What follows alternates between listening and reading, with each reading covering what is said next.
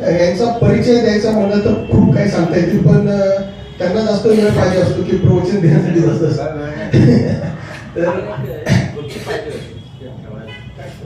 ते आदित्य बोले यांच्या हस्ते 13 मार्च 2022 साली त्यांची ब्रह्मचारी दीक्षा झालेली आहे. आणि ते एक माझे चांगले कल्याण मित्र आहेत, त्यांच्याकडनं मी बरंच काही शिकायला मिळते. तर त्याच्याकडनं एक चांगलं शिकायला काय मिळते की जर आपला अभ्यास पूर्ण असेल तर आपल्याला त्याच्यावरती भरपूर काही बोलता येते.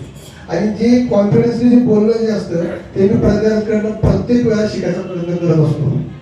तर एवढीच फक्त मी त्यांच्याबद्दल माहिती सांगू शकतो. आता पुढची जी आहे ते त्यांना जास्त वेळ मिळण्याकरता मी फक्त आम्हाला अतिशय परीक्षा त्याच्या बरोबर करतोय. सांगायला कसं तर मग तुम्हाला बोलायला मिळणार नाही.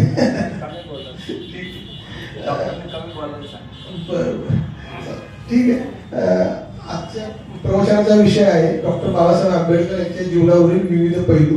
यांचा आजचा तो वर्ग जो आहे हा अभ्यासाचा समारोप आहे. पण तसं पाहायला गेलं तर बाबासाहेबांचे जे पैलू जे आहेत ते आयुष्यभर साधत बसले तरी कमी पडणार नाही. कारण एक मला गाणं आठवतं कडूबाईचं, आपण खातो त्या भाकरीवर बाबासाहेबांची सही आहे.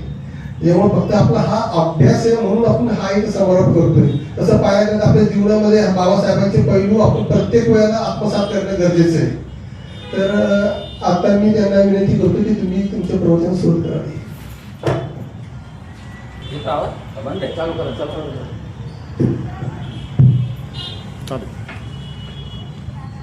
तर सर्वात प्रथम मी आपले आदर्श भगवान गौतम बुद्ध, त्याचप्रमाणे बोधिसत्व डॉक्टर बाबासाहेब आंबेडकर, बंदे संरक्षितजी यांच्या प्रतिमांना रोपाला त्रिवार वंदन करतो. त्याचप्रमाणे त्यांच्या विचारांनाही त्रिवार वंदन करतो.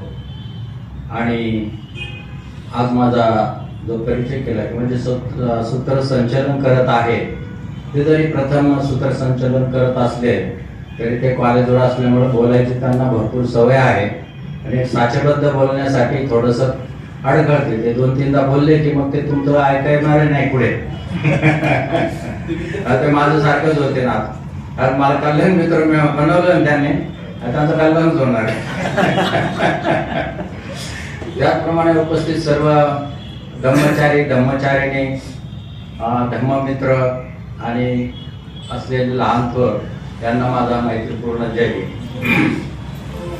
तर 2 गोष्टीसाठी मला खरंच आनंद होत आहे की तुमची उपस्थिती चांगली आहे ना. जेव्हा मी आलो तो आम्ही दोघं तिथंच होतो. माझे मिसेस मी एकदम तर म्हटलं आज कोणी येतो की नाही. म्हटलं असला वर्ग तर बघून जाऊ तिकडे वडा खाऊन तिथेच बसू आपण, दुसरं काय करणार. तर चांगलं वाटतंय. आणि दुसरी महत्वाची गोष्ट आनंदाची हे की मी खूप दिवसापासून तुमच्या पुढे आलेलो नव्हतो. तर मला एक लास्टला का होईना मी तुमच्या पुढे येऊ शकलो, तो पण मला एक आनंद आहे.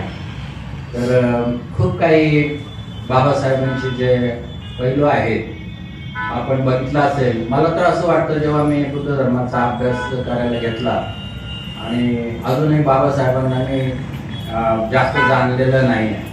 आणि माझी अशी कल्पना झालेली आहे की कदाचित 1-2-3 जन्मामध्ये किंवा काही जन्मामध्ये बुद्धत्व प्राप्त करू शकतो मनुष्य, पण बाबासाहेबांसारखं बनणं अशक्य कुठली गोष्ट आहे. आणि मला ह्यासाठी बंदे संरक्षित असं म्हणतात की 3ऱ्या भेटीमध्ये की बाबासाहेब जे आहेत तर ते बाबासाहेबांबद्दल असे उद्गार काढतात की अशा प्रकारे ग्रहत्याग करणं, शिवर घालणं, लोकांना प्रबोधन करणं, धम्म सांगणं हे फार सोपी गोष्ट आहे. काय म्हणतात ते लक्षात घ्या की ही फार सोपी गोष्ट आहे, ती कोणीही करू शकतो. पण बाबासाहेबांसारखं संसारात राहून जी काही कृती त्यांनी केलेली आहे ती अशक्य कोटीची गोष्ट आहे. खरंच बंधूंनो, अनेक संत झाले, अनेक महात्मे झाले, अनेक लोक होऊन गेले, पण हा जो नरकात पडलेला समाज होता त्या समाजाला बाहेर काढण्याचं कार्य कुणालाही करता आलं नाही. छोट्याशा गल्लीत, छोट्याशा गावात, छोट्याशा गोष्टीसाठी मनुष्य करू शकतो, पण ज्या लोकांना आपण ह्या नाटकात का पडलेलो आहे त्याचाच बोध नाही, शिक्षण नाही, पैसा नाही आणि कशाचाच बोध नसताना अशा लोकांना बाहेर काढणं, तोही त्यांना सपोर्ट नसताना, त्यांचा काही पॉलिटिकल बेस नव्हता का, खूप काही पैसा होता की घरची परिस्थिती खूप चांगली होती किंवा सपोर्टिव्ह लोक त्यांना असे त्याने, असं काहीही नसताना एक बोधिसत्व तो कसं कार्य करू शकतो हे बाबासाहेबांनी दाखवून दिलेलं आहे. आपण पॉलिटिकल बाबासाहेब खूप जाणतो, पण एक बोधिसत्व म्हणून बाबासाहेब जे आहेत आजकाल मैत्री बोधिसत्व आदर्श शिकवताना किंवा अनेक गोष्टी सांगताना नेहमी बाबासाहेबांना त्यांच्या बोधिसत्व आदर्श ह्या भूमिकेतून मांडत असतात आणि याचा मला खूप आनंद होतो, कारण ती जी बाजू आहे ती फारशी प्रभावीपणे पुढे मांडल्या गेलेली नाही. तर आपण अनेक मला वाटतंय पहिलं बाबासाहेबांची जी आध्यात्मिक दृष्टी असेल किंवा पत्रकारिता असेल किंवा जे त्यांनी वेगवेगळे, मला माहित नाही काय काय विषय झाले, कारण मी अज्ञातवासात होतो आणि अजूनही तो चालू आहे. मध्ये थोडं म्हणतात ना पॅरोलवर सोडला जातो तसं आलं आणि बोलतोय, हरकत नाही. तर काय काय पैलू झाले मला माहित नाही, पण अनेक पैलू आहेत त्यांचे, सामाजिक म्हणा किंवा आर्थिक म्हणा, धार्मिक म्हणा, लेखक म्हणून म्हणा, समाजसेवक म्हणून म्हणा, अनेक गोष्टी त्यांच्या न संपणाऱ्या गोष्टी. म्हणजे एका दिशेने त्याने अनंत असा प्रवास केलेला नाही, तर 10 दिशांना सर्व कव्हर करून त्यांचा प्रवास आहे. त्यामुळं त्यांचे पैलू कधी न संपणारे आहेत, ते त्यांनी म्हटलेलं होतं, आहे की नाही. तरी पण आपल्याला काय करायचं, आता दुसरा एक अभ्यास सुरू करायचा आणि तो त्यांच्याशीच रिलेटेड आहे. मुक्तिकोण पथे मला वाटतं मी वाचलं त्याच्यावरती, तर तो अभ्यास पण चांगला सुंदरतेने व्हावे, सर्वांनी यावं, त्याचा लाभ घ्यावा. तर आज मी मला माहित नसणं कुठल्या पैलूवर बोलायचं, कोणा तो झालेला असेल किंवा लोकांना माहित असेल किंवा या, तर तरी सुद्धा एक वेगळ्या विषयावर बोलणार आहे. आणि तो विषय असा आहे की बाबासाहेबांनी जे गुरु निवडले, तर त्यामध्ये आपण बघतो की बुद्ध हे त्यांचे प्रथम गुरु आहेत, है ना. किर्लोस्कर गुरुजींनी जेव्हा त्यांना पुस्तक दिलं, मॅट्रिक पास झाल्यानंतर त्या हस्तलिखित दिलं, खरं म्हणजे त्यांनी स्वतः लिहिलेलं होतं ते, आणि त्या गुरुजींनी त्यांना दिलं. ते वाचल्यानंतर त्यांच्या लक्षात आलं की अरे रामायण महाभारत हे सगळं थोतांड आहे, हे इथे सत्य आहे. तिथेच त्यांच्या डोक्यात प्रकाश पडलेला होता आणि तो सतत त्यांनी काय केलेला आहे, पुढे नेलेला आहे, स्वयंप्रकाशित झाले आणि दुसऱ्यांना हे स्वयंप्रकाशित व्हा किंवा स्वयंप्रकाशित त्यांनी केलं खूप लोकांना बुद्धांना. तर त्यांनी जे गुरु निवडले तो सर्वप्रथम बुद्धांचा त्यांच्या जीवनामध्ये प्रवेश झालेला आहे. दुसरी गोष्ट जी आहे तर त्यांनी कबीरांना गुरु मानलेला आहे, संत कबीरांना. पण कबीरावरती फारसा प्रकाश पडलेला नाही किंवा आपण त्यांच्याबद्दल कधी जास्त बोलत नाही. आणि तिसरे गुरु त्यांचे जे आहे ते महात्मा ज्योतिबा फुले, त्यांच्याबद्दल आपण बऱ्याच वेळेस ऐकलेलं असेल की जी सामाजिक सुधारणा आहे त्या सामाजिक सुधारणेच्या बाबतीत त्यांनी खूप काही कार्य केलेलं आहे, त्यांना गुरु मानलेलं आहे. तेव्हा मला असं वाटलं की थोडंसं आपण कबीरांबद्दल काही त्यांचे पैलू जे आहेत, का बाबासाहेबांनी कबीरांना गुरु मानला असावं, आहे का नाही. बाबासाहेबांनी एखादं पुस्तक लिहिलं असतं त्यावरती कबीरावरती किंवा, तर आपल्याला खूप काही माहिती झाली असती. कारण बाबासाहेबांना आपल्याला माहिती एक पुस्तक धर्मावरतीच लिहिता लिहिता अगदी शेवट त्यांच्या शेवटी हे झालेलं आहे, कारण बाकीचे कामं खूप होते. जर त्यांना फक्त बुद्ध धर्माचंच काम करायचं असतं ना, त्यांनी कुठं हा धम्म नेऊन ठेवला असता. शेवटी त्यांना तर असं वाटायला लागलं की एक खरं तर नवीन धर्म पाहिजे, पण ते म्हणतात ही एवढं सोपी गोष्ट नाही आहे, तर आपण पूर्वीच्याच कुठल्या तरी धर्मातला एक धर्म निवडून आणि त्याच्याप्रमाणे आपण हे करू. तरी त्यांनी त्याला नवयान नाव दिलं, है ना, की जसं तसं घेतलं. आणि त्याला खूप भ्रमित करून ठेवलेलं होतं. इतक्या वर्षामध्ये लोकांनी त्याला खूप भ्रमित केलेलं होतं. इतिहास जर पाहिला तर जगन्नाथपुरी असो किंवा कुठल्याही घ्या, पंढरपूर जे आहे ते पांढरे कपडे लोक घालून जातात. पंढरी म्हणजे पांढरं कमळ आहे, ते खरे कोण आहे, बुद्धांचं आहे. एक वीरा देवी कोण आहे, एका वीराची आई आहे ती, कुणाची आई आहे, बुद्धांची आई. महामायेचं मंदिर आहे ते. तर तिला काय करून ठेवलंय, बकरं काप, कोंबडे काप, है ना, पूर्ण भ्रमित करून ठेवलंय. गणपती कोण आहे, 16 गण राज्य होते तेव्हा त्या गणांचा मुख्य गणपती बुद्ध आहेत ते. त्याला ह्या काय केलं लोकांनी अष्टविनायक काय आहे? अष्टविनायक हे आर्य अष्टांगिक मार्गाचं प्रतीक आहे. तिथं गेल्यानंतर आपण भगवंताशी जोडू शकतो. आलं लक्षामध्ये? निर्वाण प्राप्त करू शकतो आर्य अष्टांगिक मार्ग करून. तर ह्याचे हे प्रतीक आहेत, पण ते काय केलेलं आहे आणि ह्या गोष्टी आपण जाणल्या पाहिजेत. आणि मग मला असं वाटलं की का ना आपण कबीरांमध्ये असं काय होतं की बाबासाहेबांनी कबीरांना आपलं गुरु निवडलं. आणि म्हणून मी थोडं कबीरांबद्दल बोलणार आहे. तर गुरु निवडताना, आता कल्याण मित्र आपण निवडतो, गुरु निवडताना व्यवस्थित गुरु निवडला पाहिजे, जो आपलं खरंच कल्याण करेल. जर गुरु चुकीचा निवडला, गुरुशिवाय ज्ञान नाही, गुरु नसेल तर ज्ञान येत नाही. आणि बुद्ध धर्मामध्ये गुरुलाच जर ध्यान गुरु करत नसेल तर त्या गुरुलाच ज्ञान नसेल तर तुम्ही सपाट होऊन जा. म्हणून गुरु निवडताना तो गुरु ध्यानी आहे का? बौद्ध धर्म हा कुठून निघालाय? ध्यानातून बाहेर पडलेला आहे. आणि तो जर गुरु ध्यानी नसेल, ध्यान करत नसेल, तर तो तुम्हाला जे ज्ञान देईल ते बौद्धिक स्वरूपाचं असेल, ते त्याच्या अनुभूतीचं नसेल. म्हणून गुरु निवडताना काय केलं पाहिजे? हा त्याच्या अनुभूतीतून बोलतोय का? ही त्याची थोडी तरी काही अनुभूती आहे का? की पोपटपंची करून त्याचा कारभार चाललेला आहे तो तुम्हाला, आणि ह्याच्यावरती घणाघात जो केलेला आहे त्यावेळेस कबीरांनी केलेला आहे. जर म्हणून गुरु निवडताना आपल्याला जर जुन्या ह्याच्यामध्ये बघितलं, अंगुलीमालाने गुरु निवडला. काय केलं? गुरुने हलक्या कानाचा गुरु होता, उलट सुलट शिष्यांचं ऐकलं आणि त्या गुरुला अशी शिक्षा, त्या शिष्याला अशी शिक्षा दिली का तो जन्मात काय स्वरूपी नष्टच झाला पाहिजे. अनेक खून त्याच्या हातून करवले. पण तेच जेव्हा चांगल्या गुरूंच्या सानिध्यात येतात, भगवान बुद्धांच्या सानिध्यात येतात, तेव्हा भगवान बुद्ध त्यांना त्या सर्व गोष्टींमधून बाहेर काढून अरहंत बनवतात. अहिंसक होता तो.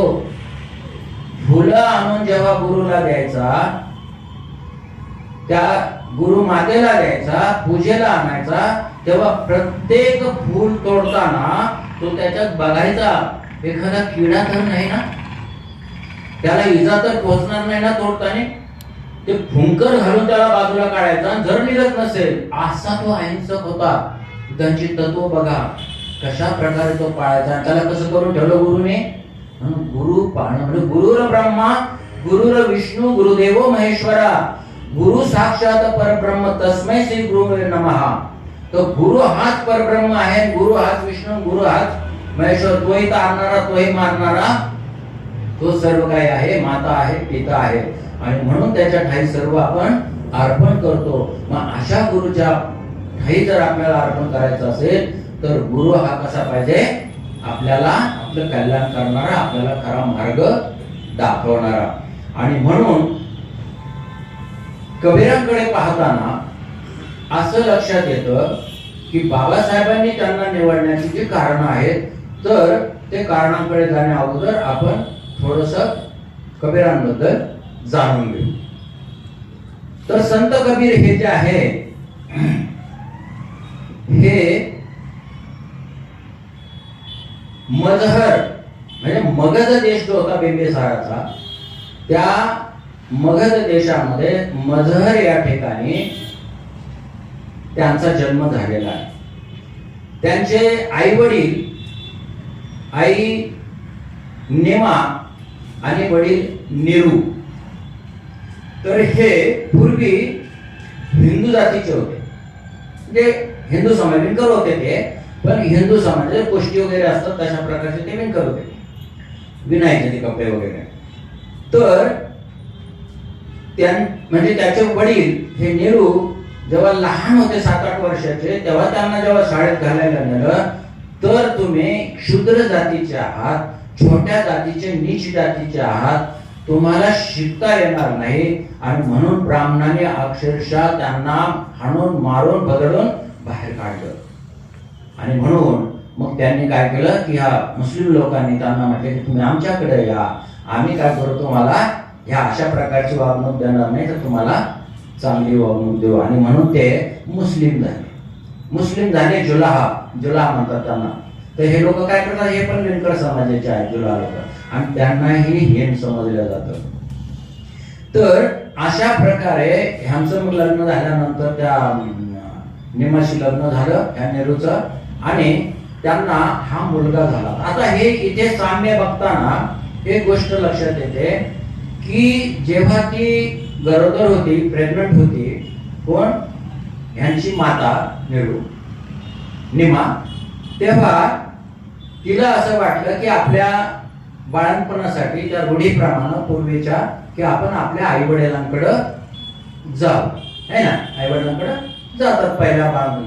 तर ती जायला निघाली, तर ते तिचे दिवस पूर्ण झालेले होते, आणि जात असताना त्या मगहर वनातल्या उपवनामध्येच तिची डिलिव्हरी झाली वाटेनेच. अगदी गौतम बुद्धांची जशी ती माहेरी जात असताना त्यांची जन्म झाला गौतम बुद्धांचा, अशाच प्रकारचा जन्म ह्या कबीराचा झालेला आहे. आणि मग ते पुढे त्या बाळाला घेऊन तिथे गेले त्यांच्या मगहर या गावी. तिथे गेल्यानंतर मग त्याचं नामकरण विधी करायचा, सोहळा करायचा, पण कुणीही ब्राह्मण यायला तयार नाही, कारण हे कुटुंब काय झालं होतं, मुस्लिम, आणि मुस्लिम पण यायला तयार नाही, कारण हे हिंद जातीचे जुला विणकर आणि तिकडून आलेले आहे ना. मग अशा प्रकारे कुणीच ना आल्यामुळे मग त्यांनी आपल्या ह्याच्यातच तो सगळा सोहळा केला, आणि त्यांना असं वाटलं की आता इथे राहणं आपल्या मुलाला काही योग्य होणार नाही, आणि म्हणून ते कुटुंब आज्ञास्थळी जावं, जिथे आपलं पोट वगैरे भरेल, आणि म्हणून ते झालं बनारसला शिफ्ट, त्याला काशी बनारस है ना, तो वाराणसी म्हणतो आपण. आता अजून काही त्यांना त्यांना आता अजून शेजारी बनारस किंवा बनारसला ते कुटुंब आलं, आणि त्यांनी आपला आपला व्यवसाय तो विणकरीचा सुरू केला. हळूहळू आता हे मोठे आले, ते अत्यंत हुशार होते, लहानपणापासून चालाक होते, हुशार होते. तर 7-8 वर्षाचं झालं की मुस्लिम समाजामध्ये एक प्रथा आहे की त्याची खतना केली जाते, सुन्नत म्हणतात त्याला, सुन्नत केली जाते. मला इथे असं गोष्ट आठवते की आपल्याला माहित नसेल की मुस्लिम लोक काय सुन्नत काय हे काय, पण मला ही सवय आहे की जिथे जिथे भारतामध्ये किंवा बाहेर हिंडलो, मी खूप लोकांच्या मुलाखती वेळेसारख्या घेत राहतो. खूप लोकांना विचारतो तुमची पद्धती कशा आहे, कशा त्या. मी आफ्रिकेमध्ये असताना आमचा ड्रायव्हर, तो राजदूतांचा जो ड्रायव्हर होता, तो आमच्या गाडीवर असायचा. आम्ही फिरायला गेलो तर तो मला खूप माहिती सांगायचा. तर तिथे आहे ना झुलू, सुटू असे 16 प्रकारच्या जमाती आहेत, आणि त्यांच्या वेगवेगळ्या भाषा आहेत. तर तिथे मला असं कळलं की तिथे स्त्रियांची पण सुन्नत केली जाते. तर ती अजीबशी गोष्ट, मी सांगत नाही तुम्हाला, त्यांनी मला सगळं सांगितलं की कशा प्रकारे काय केलं जातं, आणि ती सौंदर्याची बाब मानली जाते. त्यांचे करत नाही, तुम्ही पाहिले असेल काही काही असे तोंडाला मोठे मोठे डिश लावलेले असतात, किंवा ते त्यांचे ओठ असे पडले, खूप काही गोष्टी आहेत त्यांच्या. तर अशा प्रकारच्या त्या रूढी परंपरा, तर ही सुन्नतची यांची परंपरा होती.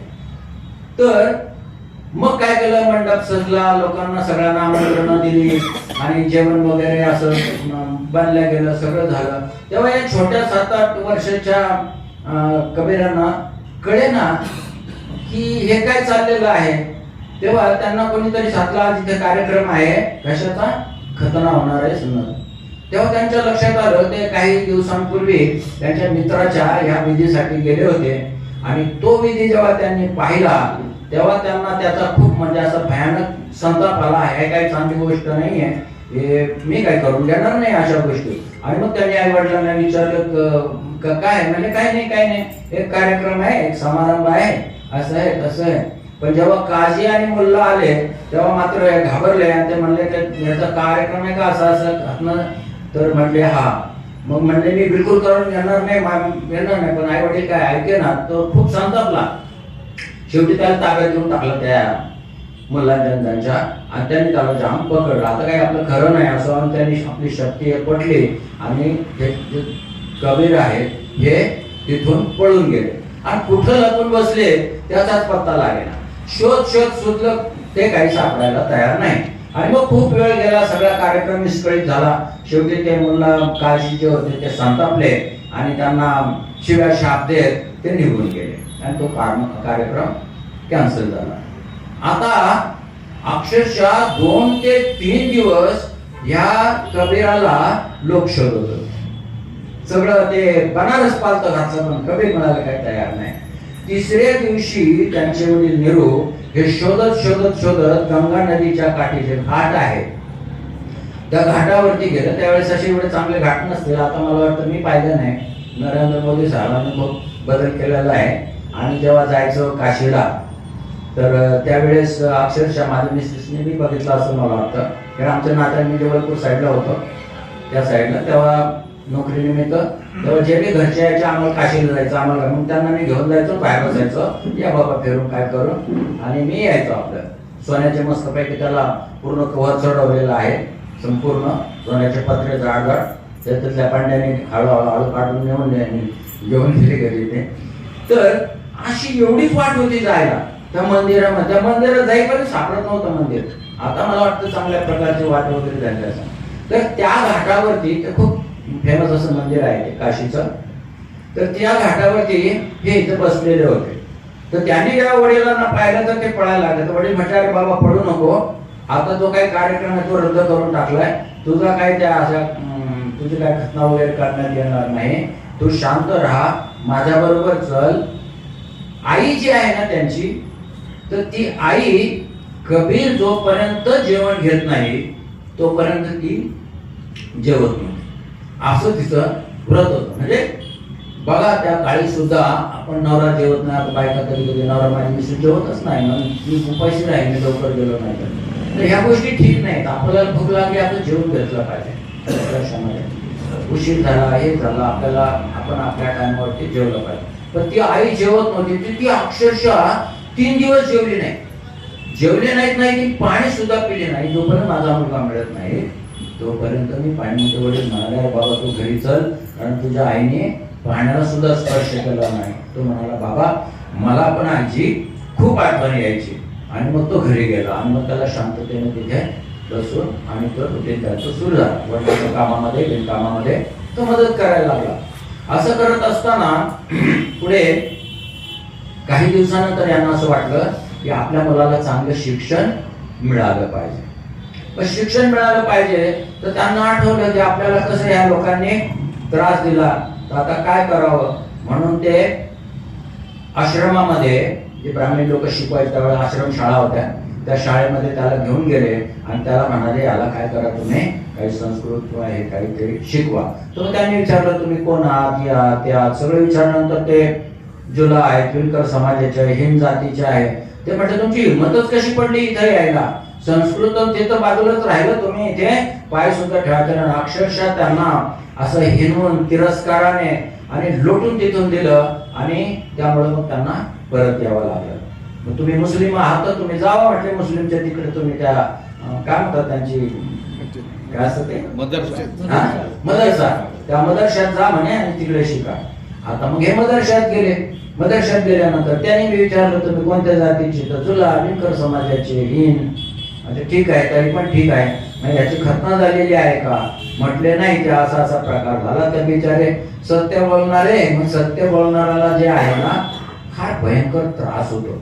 म्हणून लोक काय करतात, सत्य बोलतात आणि एका विशिष्ट पॉइंटला टर्न मारून घेतात आणि धम्म तिथेच सुटतो, धम्म मार्ग तिथेच सुटतो.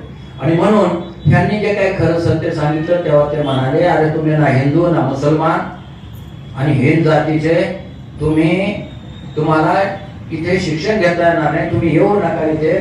त्यांना अक्षरशः अशाच प्रकारे त्यांचा म्हणजे काय म्हणतात त्याला इन्सल्ट करून किंवा त्यांना असा तिरस्कार करून हकलून देण्यात आलं आणि मग ते घरी आले. तेव्हा कबीर विचार करायला लागले. काम करता करता ते विचार करायचे विनता की आम्ही हिंद जातीत जन्माला आल्यामुळं आणि आमचं सगळं घरानंच हिंद ठरलेलं आहे, तिरस्करणीय झालेलं आहे, आमची जात तिरस्करणीय, आमचं जीवन तिरस्काराने भरून गेलेलं आहे. तेव्हा काय करावं या लहानपणीच ते सतत विचार करायला लागले. आणि जसे ते थोडेसे मोठे झाले त्यांनी गृहत्यागाचा निर्णय घेतला.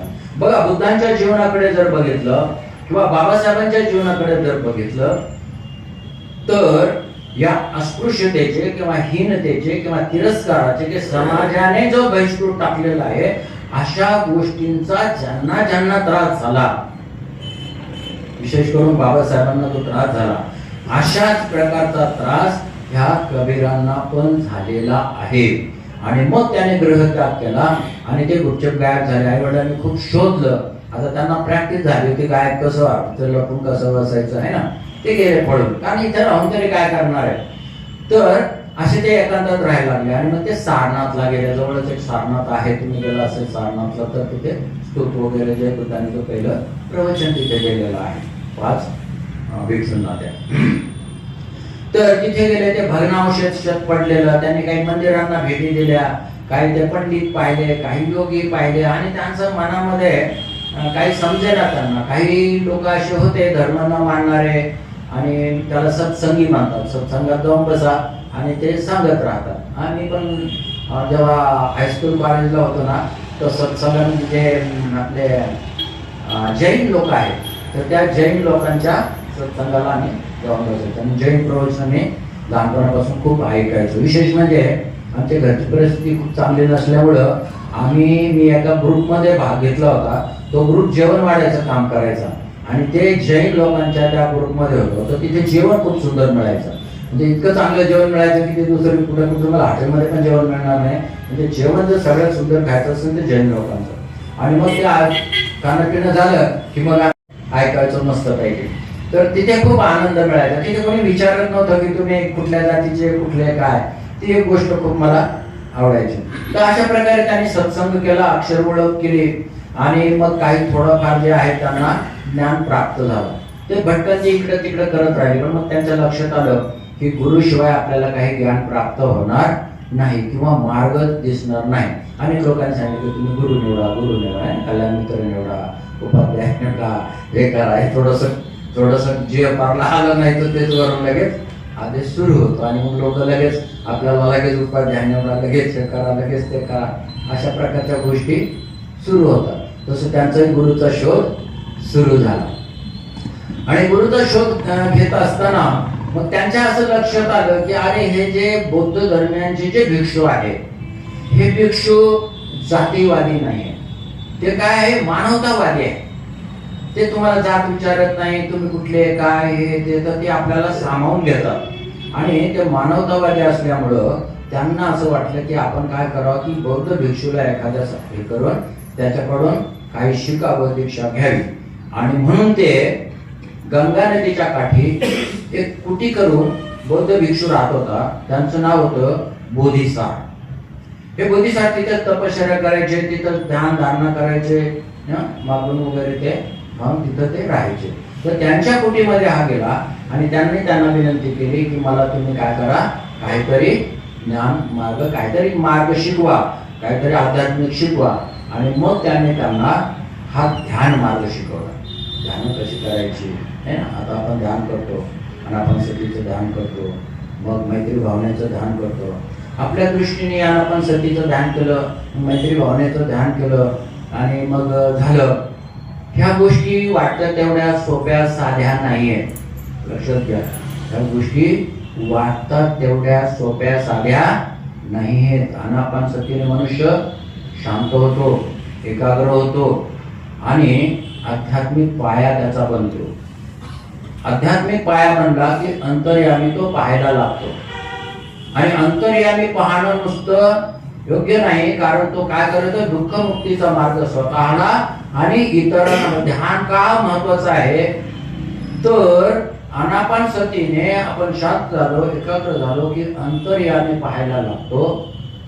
पण नुसतं अंतर्यामी स्वतःसाठी पाहून चालत नाही, तर आपण फक्त दुःखमुक्ती स्वतःसाठी करीत नसून बोधिसत्व जे बाबासाहेबांना म्हणतो ते हे काय करतात, स्वतःची ही मुक्ती, स्वतःची दुःखमुक्ती आणि इतरांचीही दुःखमुक्ती. म्हणजे बाह्य जगाशी आपला संबंध आहे आणि या बाह्य जगाशी संबंध स्थापित करण्यासाठी, त्या वैश्विक बनवण्यासाठी आपण काय करतो, मैत्रीचं ध्यान करतो आणि वैश्विक बनण्याचं, सीमारहित बनण्याचं आपण काय करतो, प्रयत्न करतो.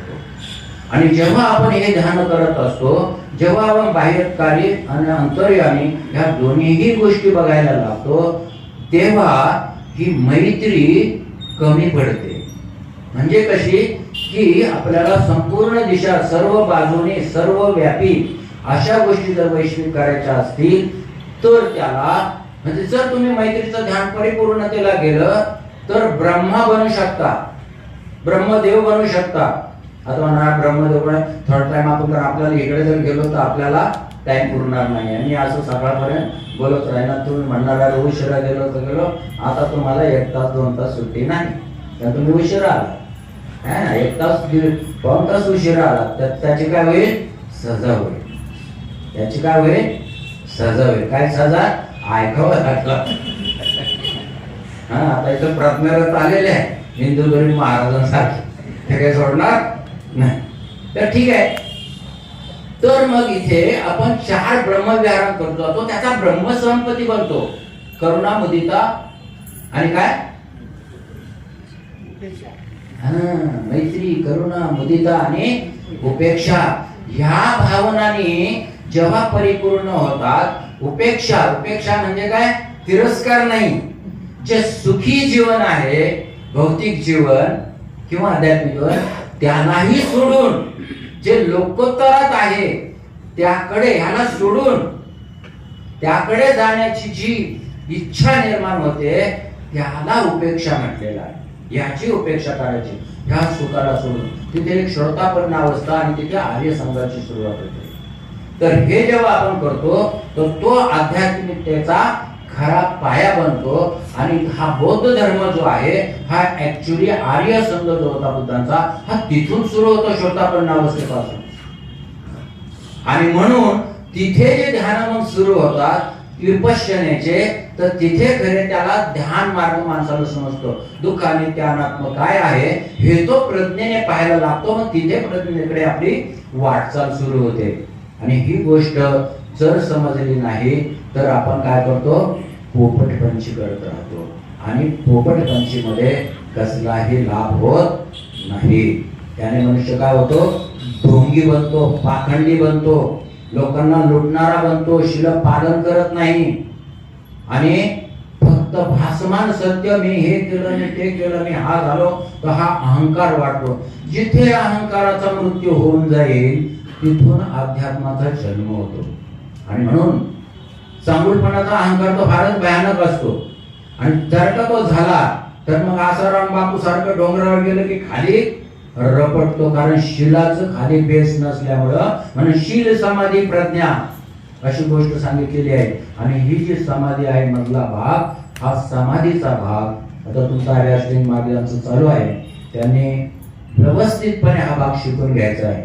अलग लक्षामध्ये. मग मी हे करतो का आनापानसाठी? हा करतो 10 मिनिटं कधी कधी वेळ मिळाला, मैत्री करतो, हा कधी कधी हप्त्यातून महिन्यातून करतो. पण मला आता काय करा? शिकवा. कुठलं? समाधी अंग. ह्या वाटतात तेवढ्या गोष्टी सोप्या नाहीये. हा फार गूढ असा अभ्यास आहे, गूढ अशा अनुभूती त्यामध्ये येतात. आणि म्हणून त्या व्यवस्थित याने क्रमाक्रमाने टप्प्याटप्प्याने आपण त्याची प्रगती केली पाहिजे, अभ्यास केला पाहिजे. आणि हा समाधी मार्गाचा अभ्यास जो आहे हा बोधिसारांनी कुणाला शिकवला? कबीरांना शिकवला. आणि जेव्हा त्यांनी तो अभ्यास सुरू करायला सुरुवात केली, जेव्हा ते ध्यान अवस्थेमध्ये जाऊ लागले, तेव्हा त्यांना असं वाटलं की अरे हे सारं विश्व हे बाहेर काहीच नाहीये, हे सगळं कुठं सामावलेलं आहे? माझ्या अंतर्मनात सामावलेलं आहे. आणि त्या अंतर्मनामध्ये जे बाह्यमन, अंतर्मन, जेव्हा अंतर्मनाशी संपर्क त्याने साधला, जेव्हा बाह्यमन आणि अंतर्मन ह्याच्यातलं फरक शून्य झालं, आणि त्या शून्यतेलाच बुद्धाने काय म्हटलेलं आहे? सत्य म्हटलेलं आहे. शून्यतेला काय म्हटलेलं आहे? सत्य. जेव्हा ह्या तराजू मधलं टाकलेलं माप आणि इकडे टाकलेलं सामान हे दोन्ही समतोल होतात, सम होतात, तेव्हा तो मधला काटा जो आहे तो ना इकडे झुकलेला असतो ना तो कुठे असतो? इथे झुकलेला. मग ग्राहक म्हणेल का मला कमी दिलं, हा म्हणेल का मी तुला जास्त दिलं. तिथे सत्य आहे. आणि जर का तो इकडे झुकला तर एका दुसऱ्या पाड्यातल्या ह्याला काय होतो? अन्याय होतो. म्हणून पूर्वग्रह करून ह्याच खरं आहे असं जर मानलं तर काय होईल? दुसऱ्या याच्यावरती अन्याय होईल. आणि म्हणून भगवंताने काय सांगितलंय, मध्यम मार्ग सांगितला. आणि तिथे कबीरांना मध्यम मार्गाचा बोध झाला. त्याला त्यांनी सून म्हटलेलं आहे. सून म्हणजे शून्यता. अंतर्मन आणि बाह्यमन हे जे काम करतं त्याच्यामध्ये खूप फरक असतो. तुम्ही का उशिरा आले असं विचारला असता, नाही घरी पाहुणे आले होते, घरी कोणी कुत्र आलेलं नसतं, पण पाहुणे आले होते.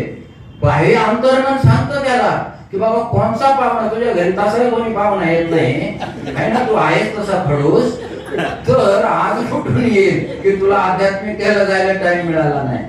पण अंतर्मन त्याला सांगत असत म्हणतो तू चुप बस, चुप जरा. बाह्यमन काय करतं, प्रोटेक्शन करतं, बॉडीला संरक्षण देतं, त्याला म्हणतं गप्प बस. तर अंतर्मन आणि बाह्यमन, अंतर्मन एका दिशेला चाललंय, बाह्यमन दुसऱ्या विरोधात दिशेला चाललेले आहे. तर ते एका दिशेला येऊन जिथं त्या दोघांमधला फरक शून्य होतो त्याला शून्यता म्हटली आहे. ते सत्य आहे. जेव्हा अंतर्मन आणि बाह्यमन दोघं एकच गोष्ट बोलतात, जे आत आहे तेच बाहेर होतं, फरक शून्य होतं, तेव्हा यथाभूत ज्ञान जे आहे ते यथाभूत ज्ञान माणसाला प्राप्त होतं. त्यालाच तथागत म्हणतात, जे आले तसं. त्यालाच बुद्ध म्हणतात, त्यालाच निर्वाणाची अवस्था म्हणतात, की तिथे शून्यता प्राप्त झाली, शून्यतेचं ज्ञान मिळालं. आणि तिथे जेव्हा ह्या कबीरांना त्याचा बोध झाला, अंतर्यामी जेव्हा त्यांना तो प्रकाश दिसला, ती शून्यता दिसली, त्यांनी त्याला स्वतःच आपलं नाव शब्द मार्ग दिलेला आहे, दिव्य प्रकाश म्हटलेला आहे. त्याचे तरंग निर्माण होतात. त्या तरंगामध्ये ते म्हणतात की मी डुबक्या मारतो. काय करतो? डुबक्या मारतो. मी असं घर शोधलेलं आहे. जेव्हा पुढे प्रवचन ते करायला लागले, त्यांना कवितेचा पण मग पुढे हा संघ जडला. आणि पुढे जेव्हा ते कविता करायला लागले तर ते काय म्हणतात, त्या तरंगांमध्ये मी डुबक्या मारतो. मी असं घर शोधलेलं आहे की ते ह्या शरीर मांस ह्या ढाच्याच्या पलीकडे आहे. ते काय आहे? नित्य आहे. ते अनित्य नाही घर. तिथे फाटक्या कपड्याने जाता येतं. आलं का लक्षामध्ये? तुम्हाला माझ्या बरोबर यायचं असेल, डुबकी मारायची असेल, तर तुम्ही माझ्या बरोबर चला. आम्ही असं घर शोधलेलं आहे. असा हा गूढ अर्थ आहे. त्याला निर्वाण म्हटलेला आहे बुद्धाने, ज्याला लोकोत्तराचा मार्ग म्हटले. बिहार तिकडची त्या भाषा असते वेगवेगळ्या, ह्या प्रत्येक ह्याच्यामध्ये हिंडून त्या भाषेमध्ये, वेगवेगळ्या भाषेमध्ये त्याने काय केलं, ते तत्वज्ञान कवितेच्या रूपाने, दोह्यांच्या रूपाने मांडलेलं आपल्याला नंतर दिसतं. पण इथं झालं काय नेमकं, जेव्हा कबीर हे सांगायला सुरुवात केली, कबीर आता हळूहळू संत बनायला लागले. लोक त्यांना संत म्हणायला लागले. बहुजन समाज जवळ यायला लागला. जे तिरस्कृत होते ते त्या सगळ्यांना जात पात न विचारता कबीर बसून घ्यायचे, त्यांना प्रवचन सांगायचे, त्यांना दोहे सांगायचे, त्याचा अर्थ सांगायचे, जीवनाचा मर्म सांगायचे, ध्यान करायला सांगायचे. सत्याच्या ध्यानामध्ये कसं उतरायचं ते सामान्य लोकांना ते शिकवायला लागले. आणि तेव्हा मग पंडित म्हणाले की बाबा रे, तू जे काही हे सांगतो त्याला शब्द मार्ग म्हणतो, दिव्य ज्ञान म्हणतो, तरंग लहरी म्हणतो, त्यात दुबा म्हणतो, हे तुला शिकवलं कोणी? तुझा गुरु कोण आहे? तेव्हा मात्र कबीरांना झटका बसला आणि ते म्हणाले की जर का यांना आता हे सांगितलं तर ते माझ्या गुरुलाही जीवन ठेवणार नाही, मलाही जीवन ठेवणार नाही आणि माझ्या कुटुंबाला नीट राहू देणार नाही. त्यामुळे तो उत्तर द्यायचा टाळायचा. तेव्हा ते लोक म्हणाले की ह्याला गुरुच नाही, त्याला निगुरा नाव पाडलं त्यांनी. म्हणजे गुरु नसलेला असा हा आहे आणि हा लोकांना भ्रमिष्ट करतो. ह्याला कुठलंच ज्ञान प्राप्त झालेलं नाही, हा लोकांना भ्रमिष्ट करतो. हा धर्म द्वेष्ट आहे, धर्म भ्रष्ट आहे आणि म्हणून त्याला त्यांनी दगड मारायला सुरुवात केली. त्याला दगडाने मार. हा जन्मला कुठे म्हणाले ते तिकडं मजहरला, मगध देशामध्ये. कोण जन्मलाय तिकडे? बुद्धांचा जन्म झालेला आहे. कोणाचा? गौतमाचा नाही. कोणाचा जन्म झालाय? बोधी तिथे त्यांना प्राप्त झालेली, प्रज्ञा प्राप्त झाली. आणि त्याला ह्या ब्राह्मण लोकांनी जर का त्या भागात जन्मला मगध देशामध्ये तर तो मेल्यानंतर गधा होतो. गाढव होतो आणि जर काशीत जन्मला तर स्वर्गात जातो, तिकडे जन्मला तर नरकात जातो. आता हे तिकडे जन्मलेले ते त्यांना जेव्हा माहीत झाले तेव्हा ते म्हणजे हा निगुरू आहे आणि ह्याला दगडाने खेचलं पाहिजे, मारलं पाहिजे, तिरस्कार केला पाहिजे. आणि मग आता काय करायचं, ह्याच्यावर मात जर करायची असेल तर काय करावं लागेल. मग ते म्हणाले आपल्याला असा गुरु पाहिजे की जे हे लोक त्याला मान्य करतील आणि त्याला मारणार नाहीत, मलाही मारणार नाहीत. आणि म्हणून तात्पुरता का होईना, है ना, तात्पुरता का होईना पण लोकांना सांगण्यासाठी आपल्याला असा गुरु पाहिजे. आणि मग त्यावेळेस बनारस मध्ये रामानंद नावाचे व्यक्ती होते, ब्राह्मण व्यक्ती होते. ते जे आहे ते वेद अभ्यासी होते, मूर्तीपूजक होते, पंडित होते ते. आणि त्यांना खूप त्यांची अशी ख्याती होती, खूप लोक त्यांना मानायचे, खूप त्यांचे शिष्य होते. ब्राह्मण आणि उच्चवर्णीय त्यांचे खूप शिष्य होते. तर जर का यांना आपण गुरु मानलं, त्यांनी जर का आपल्याला गुरु बनवलं तर काय होईल, आपल्या लोकांना सांगता येईल. आपला जो मूळ गुरु आहे त्यांनाही सांगायचा, ते सांगितलं तर प्रश्न निर्माण होईल. कारण त्यांनी ते सगळं लहानपणीच पाहिलं होतं कशी परिस्थिती निर्माण होते, है ना. मग ह्याच्यापासून वाचण्यासाठी त्यांनी काय केलं, हे उपाय कौशल्य केलं की आपण त्यांना गुरु बनवायचं.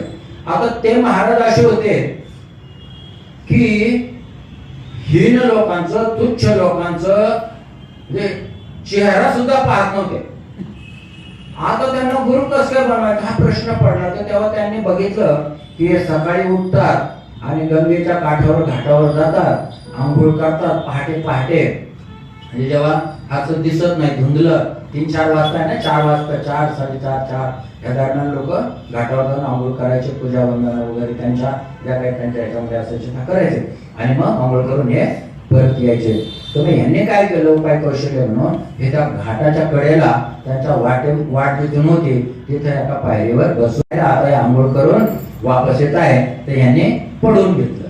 आता ते चालले आपले आंघोळ बिंघोळ झाली, चालले पुढे. तर जाता जाता त्यांचा जो पाय आहे हा कबीराच्या डोक्याला लागला.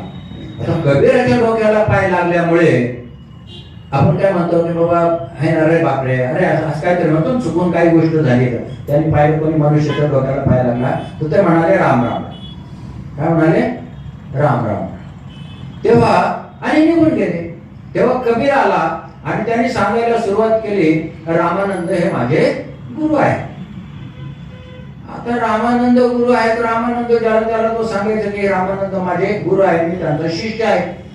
तेव्हा सगळीकडे ते पसरायला लागलं आणि मग त्यांचे शिष्य नाराज झाले, ब्राह्मण शिष्य वगैरे होते.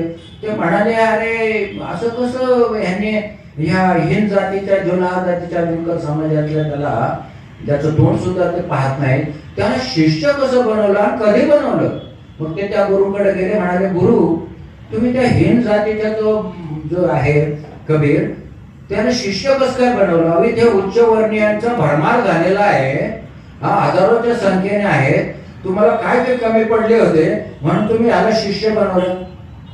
अरे ते म्हणाले कोणी बनवलं त्याला शिष्य, तो माझा कुठे शिष्य आहे. म्हणजे तुमचं नाव घेऊन सांगतो सगळ्यांना लोकांना की तुम्ही त्यांचे गुरु आहेत आणि लोक आता त्याला मानायला लागलेले आहे, कारण तो ते तत्वज्ञानी पण तसंच सांगतो. शब्द मार्ग जो आहे किंवा दिव्य दृष्टी जी आहे किंवा मगाशी जे लोकोत्तराची स्थिती आहे जे मगाशी वर्णन केली नाही, तर त्या स्थितीमध्ये ते स्थित व्हायचे. आणि तिथे जेव्हा मनुष्य स्थित होतो लोकोत्तराच्या त्या ध्यान अवस्थेमध्ये, तेव्हा जे काही तो बोलतो ना, तो त्याचं शरीर बोलत नसतं. तर त्याची जी ध्यान अवस्था आहे, जे त्याची अनुभूती आहे, ती अनुभूती जी सत्याच्या निगडित झालेली आहे ती अनुभूती बोलत असते. आणि म्हणून तिथून जे बाहेर पडतं ते सगळे बुद्ध वचन बाहेर पडत असतात, दुसऱ्या गोष्टी बाहेर पडत नाही लोकोत्तर अवस्थेतल्या व्यक्तीच्या. आणि म्हणून तिथे जे बाहेर पडत होतं तर तिथे काय करायचं, लोकोत्तर अवस्थेशी, कारण त्या ध्यान अवस्थेमध्ये असताना ज्या वेळेस तो बोलतो तर ती जे काही बोलतो ती त्या ध्यानाची अभिव्यक्ती असते, ती त्याच्या ज्ञानाची बुद्धीची नाहीये. ती कशाची अभिव्यक्ती आहे, ध्यानाची अभिव्यक्ती आहे. त्यालाच होईनेचं शून्यतेचं सूत्र म्हटलेलं आहे. भक्तीने जेव्हा लहान होते तेव्हा त्यांनी वज्रशितिका प्रज्ञापारमिताचा पुस्तकांना अभ्यास केला तेव्हा ते म्हणतात की मी जेव्हा प्रभूच्या प्रज्ञापारमिता वाचली, ते सूत्र वाचलं, होईनेचं शून्यतेचं सूत्र वाचलं आणि मला असं वाटलं की मी कोण आहे, बौद्धिस्ट आहे. आणि मग इथे होईनेचं शून्यतेचं सूत्र काय सांगतं की हे जे शील समाधी प्रज्ञा आहे, तर समाधी काय आहे, हा दिवा आहे बघा. आपण तिथं लावलेला तर लावलेला नाही, पण एक दिवा आहे, दिवा लावायची त्यावेळी.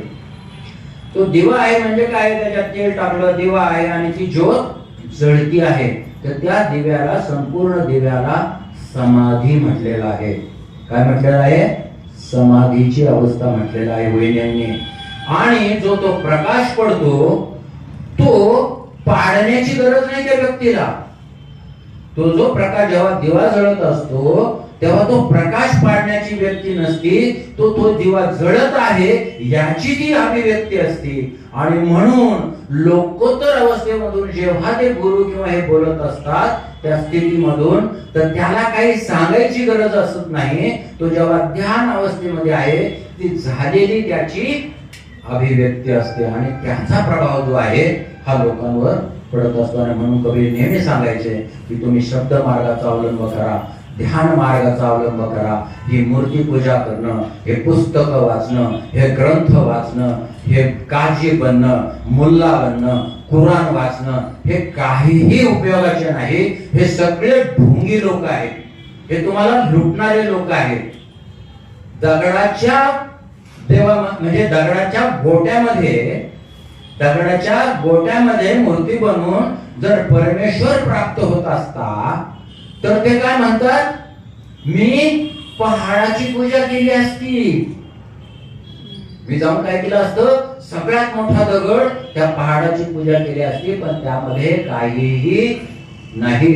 अशा प्रकारचं त्यांनी जेव्हा सांगायला सुरुवात केली त्यामुळं प्रश्न निर्माण झाला. आणि मग रामानंद स्वामी जे आहे ते रामानंद गुरु ते म्हणाले की कबीराला आता भेटलं पाहिजे, तो संत रूपाने बाहेर यायला माझं नाव सांगतो. आणि मग त्याला बोलवलं. आता त्याचं तोंड पाहायचं नाही, तोंड पाहायचं नाही तर मग काय केलं, पडदा लावला मोठा आहे ना. बुद्धांच्या काळी जर विशाखाचं जर तुम्ही पाहिलं तर जेव्हा ते जैन लोक जेव्हा बुद्ध प्रवचन करायला लागले तर त्या पडद्याच्या मागे लोक बसवलेले होते, कारण बुद्धांचं तोंड पाहायचं नाही. तर जो क्षुद्र आहे, जो काही ज्याला आपण धर्मभ्रष्ट म्हणतो, अशा लोकांचे तोंड पाहिले नाही. बुद्ध काय होते, धर्मभ्रष्ट होते त्यांच्या दृष्टीने. मग काय म्हणतात कबीर म्हणतात, मूर्खांच्या बाजारामध्ये ज्ञानी मनुष्य, बुद्धिमान मनुष्य हा पागल ठरवला जातो. आणि लोकांनी मला अक्षरशः पागल ठरवलेला आहे. आणि लोक मला काय करतात, दगड मारतात, हिणवतात, कारण त्यांना सत्य कळत नाही. हे ना, तुम्ही जर मोठा व्यक्ती पाहिला ज्याला मोठं व्हायचं आहे तर त्याला काय करावं लागतं, हा सगळ्या भागातून जावावं लागतं. मी कधी येशू ख्रिस्ताचे उदाहरण देतो, कधी तुकारामाचे उदाहरण देतो, तर लोक मला ते धम्मचारी म्हणतात, तुम्ही धम्म सांगायचा, हे काय सांगता तुम्ही, हे काय सांगता. बनतेने पहिलं पुस्तक जे लिहिलेलं आहे अभ्यासाला आहे, काय नाव आहे त्याचं, काय नाव आहे त्याचं, हा मोठ्याने बोला. हा जेवण आले का नाही, का गेल्यावर जेवायचं ना. हा पण आता असं तर नाही आहे ना की व्यवस्थित पडणार. बोला, बुद्धत्व मानवाचा आदर्श, हिंदुत्व हा कोणाचा आदर्श आहे, हिंदूंचा आदर्श आहे. का मुस्लिम घेतात त्याचा आदर्श, कोणाचा आदर्श आहे. मग बुद्ध हे कोणाचा आदर्श असला पाहिजे, बौद्धांचा असला पाहिजे ना. मग भलते पेढे आहेत का, बुद्धत्व मानवाचा आदर्श असं का नाव दिलं. तर हा जो बुद्ध धर्म आहे हा मानवतावादी धर्म आहे, हा जातीयवादी नाही. कुठली जात, कुठली गोष्ट इथे पाळल्या जात नाही. त्या संपूर्ण मानवाला काय केलं जातं, उच्च स्तराला, लोकस्तर स्तराला नेणारा हा धर्म आहे. म्हणून बुद्ध म्हणून कोणी एक आपण गौतम बुद्ध पाहतो तेवढ्या पुरते मर्यादित नाही. म्हणून ते म्हणतात माझी पूजा करू नका, मला माळ घालू नका. अरे जो धम्माला पाहतो तो मला पाहतो, पण आपण त्यांनाच पाहतो. मेणबत्ती लावायची राहिली फुलं टाकले, है ना? काय करतो आपण? त्याकडे लक्ष देतो. आपण जो धम्माला पाहतो तो मला पाहतो, बुद्ध म्हटलेला आहे. मग धम्म जर जाणला नाही, बाबासाहेब जर जाणले नाही, कबीर जर जाणला नाही, नुसतं मानत बसलो तर काहीही प्राप्त होणार नाही. तर आपल्याला काय केलं पाहिजे? जाणलं पाहिजे. लक्षामध्ये काय केलं पाहिजे? जाणलं पाहिजे. आणि मग त्या कबीराला बिचाराला तिकडून बसवलं, जो ज्ञानी आहे आणि जो अज्ञानी आहे, अंधकारी आहे, ढोंगी आहे, पाखंडी आहे, ज्याला अक्कल नावाचा पत्त्याने ज्याने ध्यान केलेलं नाही, असा व्यक्ती काय करतोय? त्याला विचारतोय की हे कबीरा, तू माझं नाव खोटच का लोकांना सांगतो, तू माझा शिष्य आहे म्हणून? तेव्हा कबीर म्हणाले, मी खोटं बोलत नाही. काय म्हणाले? मी कधी ही जीवनामध्ये खोटं बोलत नाही, मी खरं बोलतो. अरे ते म्हणजे कसलं खरं बोलतो? मी तुला शिष्यच बनवलं नाही आणि तू लोकांना खोटं सांगतो म्हणतो मी खरं बोलतो. म्हणाले, बघा, एक दिवस मी घाटावर बसलो असताना, पडलेलो असताना तुम्ही तिकडून आलात आणि माझ्या डोक्याला स्पर्श केला. उपाय कौशल्य पहा. बुद्ध पण काय करायचे? खोटं बोलायचे. माहिती तुम्हाला बुद्ध खोटं बोलायचे? हा, बुद्ध जे आहे खोटं बोलायचे. काय म्हणायचे? की मुलगा मेलाय. कोणाचा मुलगा मेला होता?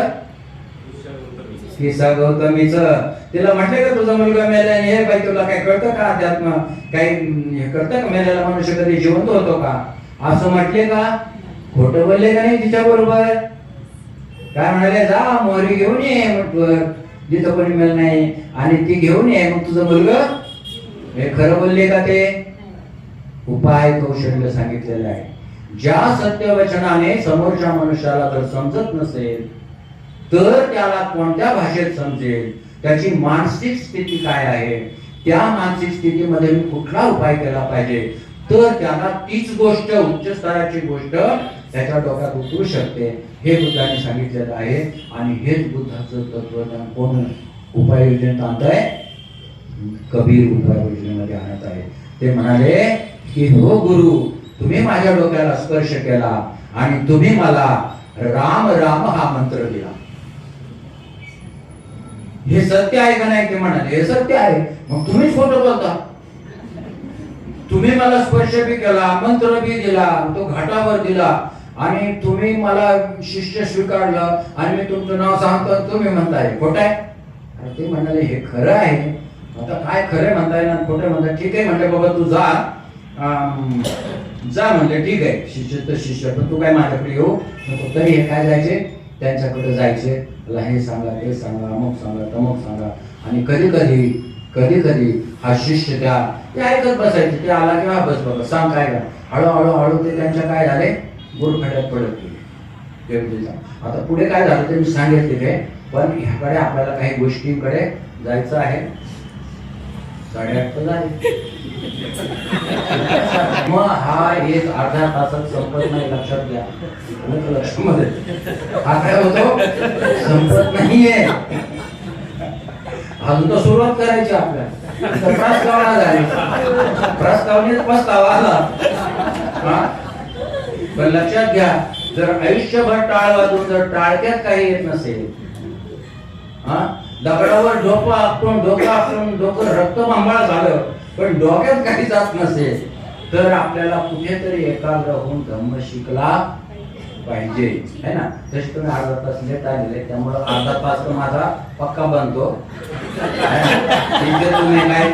तुम्ही काय उपाय कौशल्यामध्ये काय तुम्ही असं शिल्प करू शकत नाही. हा, कबीराने शिकवलंय काय करायचं ते. थोडा प्रयत्न केलाय कबीराचा अभ्यास करायचा. तर मगाशी मी जे सांगितलं, पाहन पूजे हरी मिले. पाहन म्हणजे दगड ते, है ना. पाहन पूजे हरी मिले, गोटा म्हणजे बारीक गोटा. तो मै पूजे पहाड म्हणजे पहाड. तातई चाकी भली. तातई चाकी भली. चाकी म्हणजे चक्की असते ना, ती पिसायची, दाणी पिसायची. त्यापेक्षा ती चक्की भली पिस खाये संसार. तिच्यामध्ये जर अन्न पिसलं तर हा संसार काय होतो? आनंदी होतो, सुखी होतो अन्नाने. त्यापेक्षा तर ती चक्की भरी म्हणतो, तिची पूजा करा. आलं का लक्षामध्ये? म्हणजे जिथे तुमचं उन्नती होते, जिथे तुमचा विकास होतो, ज्या गोष्टीने विकास होतो, त्या गोष्टींचा तुम्ही अंगीकार करा, त्याचं आचरण करा, असे ते सांगताय. तर गुरूंच्या शोधापर्यंत आपल्या मध्ये फरक नाही. कथनी आम्ही जर असं बोलत बसलो ना, सकाळ उजळेल तरी ते संपणार नाही. आणि काही अंशच फक्त मी पाहिलेला आहे कबीरांचा. बाबासाहेबांनी माहित नाही त्यांचा किती अभ्यास केलेला असेल गुरु निवडताना. म्हणून सिरियसली या गोष्टींकडे तुम्ही अभ्यास करा, है ना. नुसतं डोळे म्हणत बसू नका. त्याच्यात काय सांगितलेलं आहे त्याच्यामध्ये आचरणात आणण्याचा प्रयत्न करा. तर ते पंचशिलाचं सुद्धा पालन करायचं. तर बघा, एक एक बुद्धांचे गुण जे आहे ना, तर त्याने असं डिक्लेअर केलेलं नाही की मी माझा जे गुरु आहे ते बौद्ध गुरु आहे, है ना, बोधिसत्व बोधिष्ठ ते गुरु आहेत असं सांगितलं नाही. त्यांनी गुरु दुसरे सांगितले. त्यांनी कधी या गोष्टींचा जास्त उलगडा केला नाही. ते मानवतावादी राहिले. ना मी हिंदू आहे ना मुस्लिम आहे, मी मानवतावादी आहे. मानवाच्या कल्याणाची गोष्ट करतो. बुद्धत्व कोणाचा आदर्श असला पाहिजे? ज्याने जो बुद्धीने वागतो तो बुद्ध होतो. जो बुद्धीने वागतो तो बुद्ध होतो, नाही तर निर्बुद्ध होतो. जर बुद्धीने जो वागत नाही, दुसऱ्याच्या ह्याने जर वागत बसला, परके ह्याच्यात वागला, तर प्रतिक्रियात्मक मन सृजक मन शिकलत ना, तो प्रतिक्रिया देत राहतो. सृजक मनाची क्रिएटिव्हिटी येतच नाही. जेव्हा प्रतिक्रिया थांबेल, जेव्हा तो स्वतःची क्रिएटिव्हिटी निर्माण करतो. आणि म्हणून कथनी आणि करणीमध्ये याचा फरक नाही. असा गुरु तुम्ही निवडा, अशा लोकांच्या संगतीत राहा, असं त्यांनी लोकांना सांगितलं. ते काय करायचे? पंचशिलाचं पालन थोडक्यात छोटा तुम्हाला म्हणजे फार या अध्यात्माला बोर होणार नाही. आणि तुम्ही पुन्हा काय आपल्या एका जी काय आपली मेंटली लेवल आहे तिच्यावरच राहाल, इकडे तिकडे जाणार नाही. याची काळजी घेऊन मी तुम्हाला छोट्या छोट्या ह्याच्यातून ह्या गोष्टी सांगण्याचा प्रयत्न करतो. तर त्यांची अहिंसा बघा, कशी अहिंसा पाळायची. एक दिवस तो धर्मदास नावाचा व्यापारी त्याच्या बायको बरोबर बसून आपला व्यापार चांगला चालावा, कल्याण राहावा, सुखी राहावा म्हणून यज्ञ करायचे ना, तसं हा ते हवन करत होता. आणि ते हवन करत असताना कबीर तिथून जात होते. त्याने बघितलं की अरे हा धर्मदास व्यापारी काय करतोय? हवन करतोय, है ना. बुद्धांनी काय केलं? हे यज्ञ, हे त्याग, हे कर्मकांड याला विरोध केला. कबीराने सुद्धा हे देव, हे कर्मकांड, हे वेद, ह्या सगळ्या गोष्टींना काय केलेलं आहे? विरोध केलेला आहे. दुःख आणि त्यांचा मार्ग स्वीकारलेला आहे.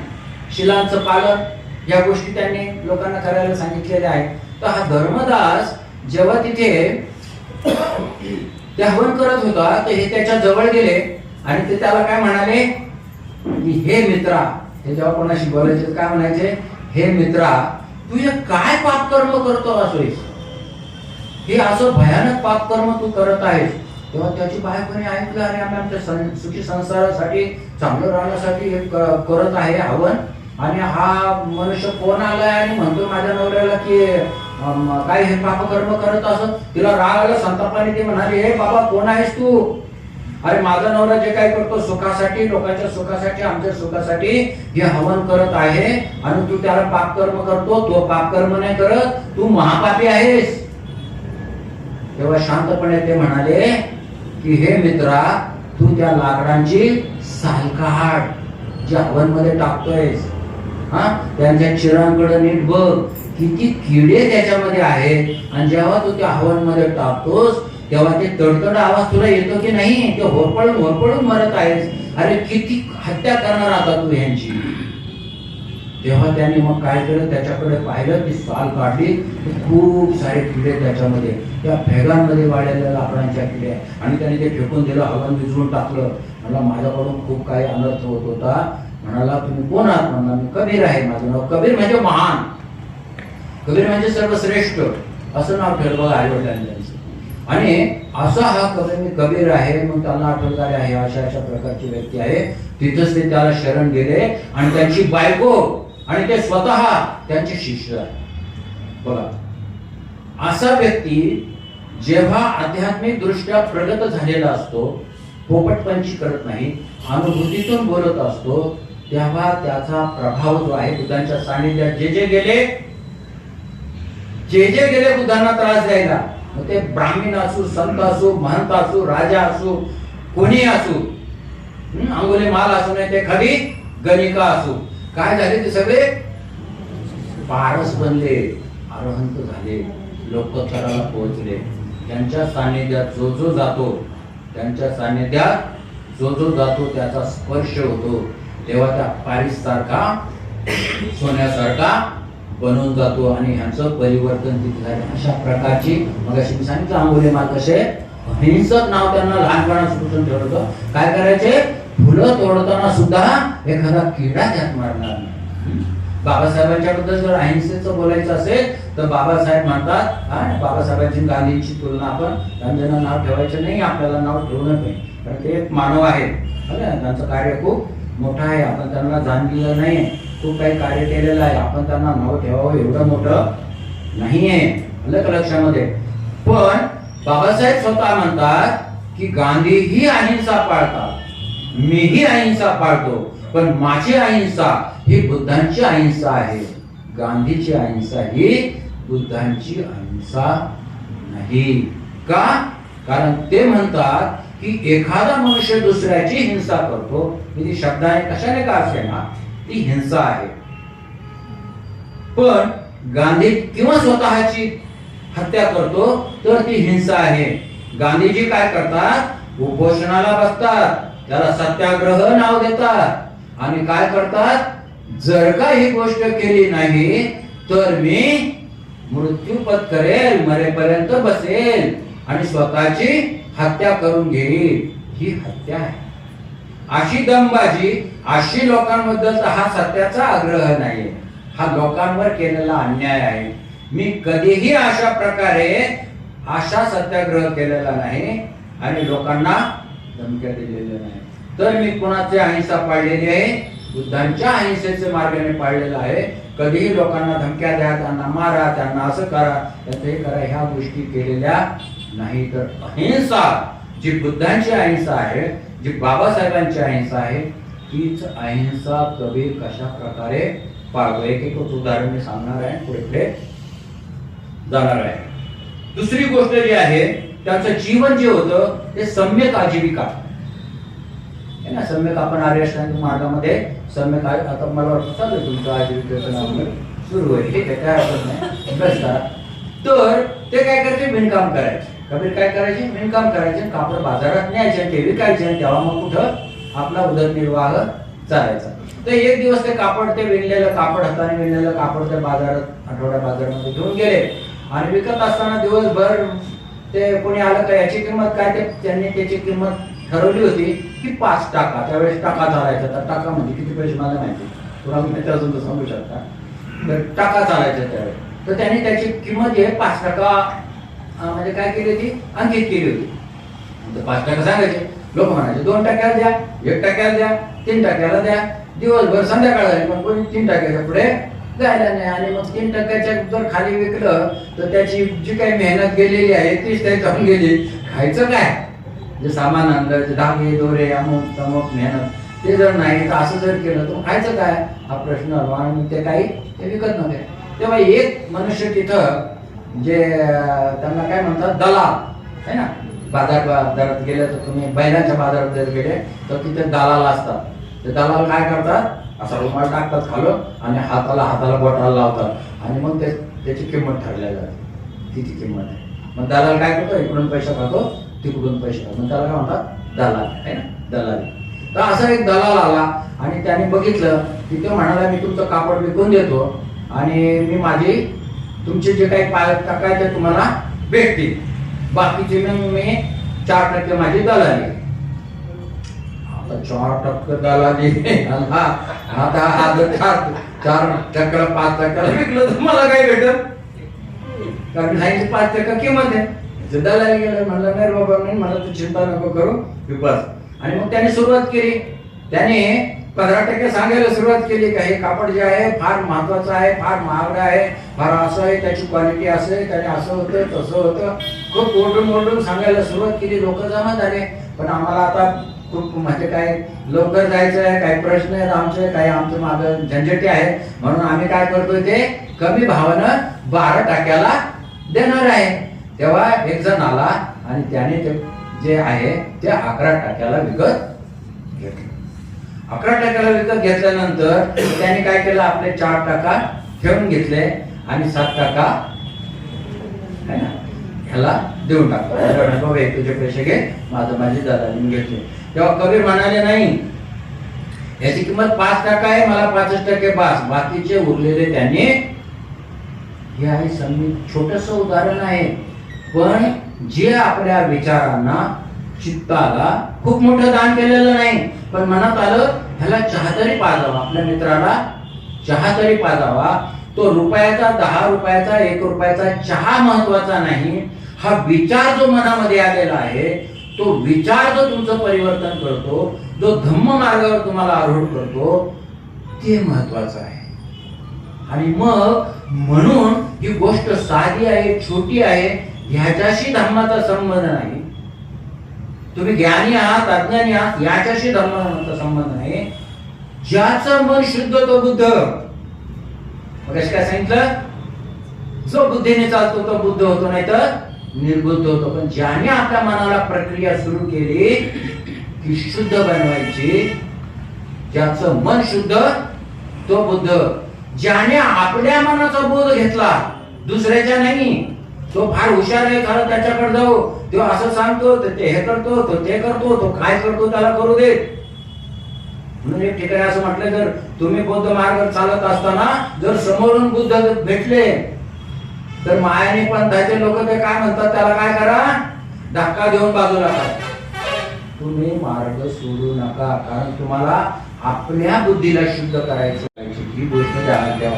म्हणून तो कुठे पोहोचला, कुठे गेला, कोण काय झाला, त्याच्यापेक्षा मी कुठल्या पायरीवर आलेलो आहे हे आपल्याला समजणं महत्वाचं आहे. आणि तिथून पुढचा प्रवास आपल्याला, आपण त्याने फार चांगलं प्रवचन दिलं, काय सांगितलं, काय खूप चांगलं सांगितलं, पण ते काय मला सांगता येत नाही बघा. मग काय चांगलं सांगितलं त्याने, त्याचा उपयोग काय तुला आलं लक्षामध्ये? त्याचा तुला काही उपयोग नाही. तू दगड होतास, दगड आहे आणि दगडच राहशील, तू कोणाच्याही सांगितल्यात गेला. जोपर्यंत तो तुझ्या मनामध्ये, चित्तामध्ये, अंतर्यामामध्ये डोकावरती ध्यान अवस्थेने पाहत नाही, तोपर्यंत तुला काहीही समजणार नाही. ही गोष्ट इथे छोटी असली तरी लक्षात आपण घ्यायची आहे. अंधश्रद्धेवरती कबीर खूप घणाघात करायचे. तर अंधश्रद्धेवरती एकदा एक ब्राह्मण आला आणि कबीराची मुलगी कमाली, त्यांचं लग्न पण झालं होतं, 3 बायका होत्या, कमाल नावाचा मुलगा होता आणि त्यांना कमाली नावाची मुलगी होती. तर ही कमाली पाणी भरायला विहिरीवर गेलेली होती. तर पाणी भरायला विहिरीवर गेले असताना तिकडून एक ब्राह्मण व्यापारी आला. तो काय बनारसचा नव्हता, तो बाहेर आलेला, बाहेरचा होता. आणि तो आला, त्याला लागली होती तहान.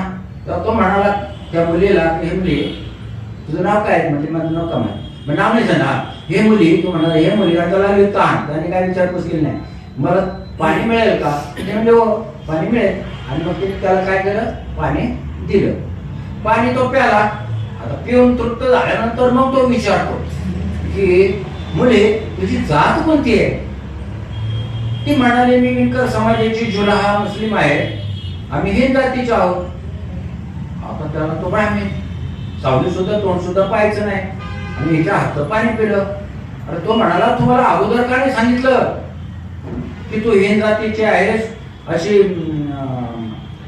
हे आहे, आणि तू मला पाणी पाजून ते पाणी अपवित्र पाणी तुझ्या हाताचं मला तू पाजलंस, मला भ्रष्ट केलंस, तू खुद भ्रष्ट तर भ्रष्ट, मलाही भ्रष्ट केलं. आणि तुला एवढं साधं तुझ्या वडिलांनी शिकवलं नाही का की ब्राह्मणाला पाणी पाजत असताना पहिली आपली जात सांगायची म्हणून? आता ती बिचारी छोटी मुलगी ती म्हणाली, बाबा रे तू काय मला माहित नाही, तर तू असं कर, माझ्या वडिलांना जाऊन विचार या सगळ्या गोष्टी. आणि मग ते तिच्या बरोबर तिच्या वडिलांकडे गेले. तिच्या वडिलांकडे गेल्यानंतर ते त्याला म्हणाले, अहो कसलं मुलीला तुम्ही शिक्षण दिलंय, तुम्ही हिंद जातीचे, तिने मला पाणी पाजलं, तुम्ही ब्राह्मण जातीचा, तुम्ही हिंद जातीचे, ते अपवित्र पाणी मला पिऊन मला बी तुम्ही धर्म भ्रष्ट करून टाकलं. आता मी कसं लोकांना तोंड दाखवू, कसं जाऊ? तेव्हा शांतपणे कबीर त्याला म्हणतात की हे मित्रा, काय म्हणतात, हे मित्रा, तू जे दररोज पाणी पितोस नदीचं, झाडांचं, त्यामध्ये बेडकं, मासे, किडे, मकोडे आहेत का नाही? म्हणजे असतात ना. अरे मग ते मरतात का नाही? तिथे सडतात का नाही? सडतात ना, मग ते पाणी तू पितोस ना? म्हणलं हा. अरे मग जर किडो मकोड्यांच्या मासाने, रक्ताने ते पाणी अपवित्र होत नाही, तर माणसासारख्या जिवंत माणसाच्या हाताच्या नुसत्या स्पर्शाने ते अपवित्र कसं काय झालं? ते अपवित्र कसं काय झालं? आणि तू असा भ्रष्ट कसा काय झाला? तेव्हा त्याला काही सुधरे ना, तो भुचकाळीत पडला आणि तो म्हणाला, अरे खरं आहे हे सांगा, तुम्ही कोण आहात? म्हणजे मी कबीर आहे. तर ते नाव ऐकलं त्याने, संत कबीर. तो तिथेच काय झाला, त्याचा जो अहंकार आहे, त्याचं जे काही भ्रम आहे ते काय रे निखळून पडले आणि तो त्यांचं शिष्यत्व त्याने पत्करलं.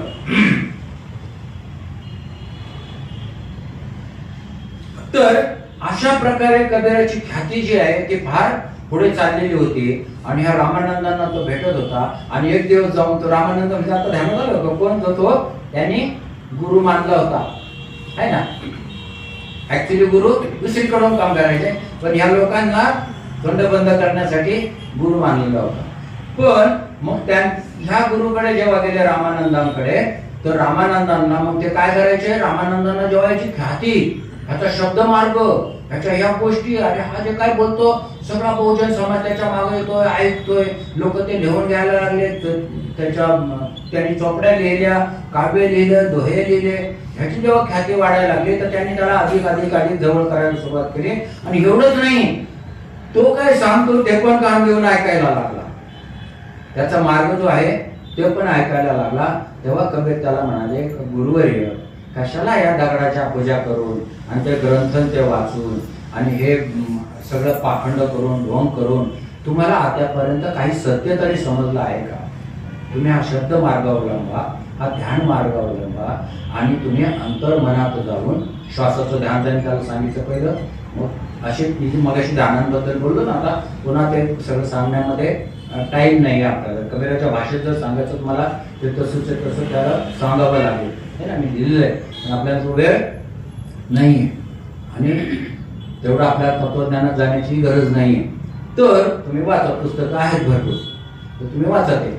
तर तिथे मग त्यांनी जेव्हा त्यांना तो ध्यान मार्ग सांगितला, अंतर्यामात जाण्याचा मार्ग सांगितला, आणि जेव्हा त्यांनी ही प्रॅक्टिस सुरू केली आणि जेव्हा त्यांनी त्या अंतर्यामाशी, आपल्या विचारांशी, अंतर्यामीचे विचार काय होतं ऍक्च्युली, जेव्हा तुम्ही आपलं मन शिलाने पवित्र होत चालता आणि ज्या वेळेस तुम्ही अंतर्मनात जायला लागता, जेव्हा अशुद्ध विचार आहे, जे बीज पडलेले आहेत, अशुद्ध बीज आपल्या मनात बीज पडलेले असतात, माहितीये का?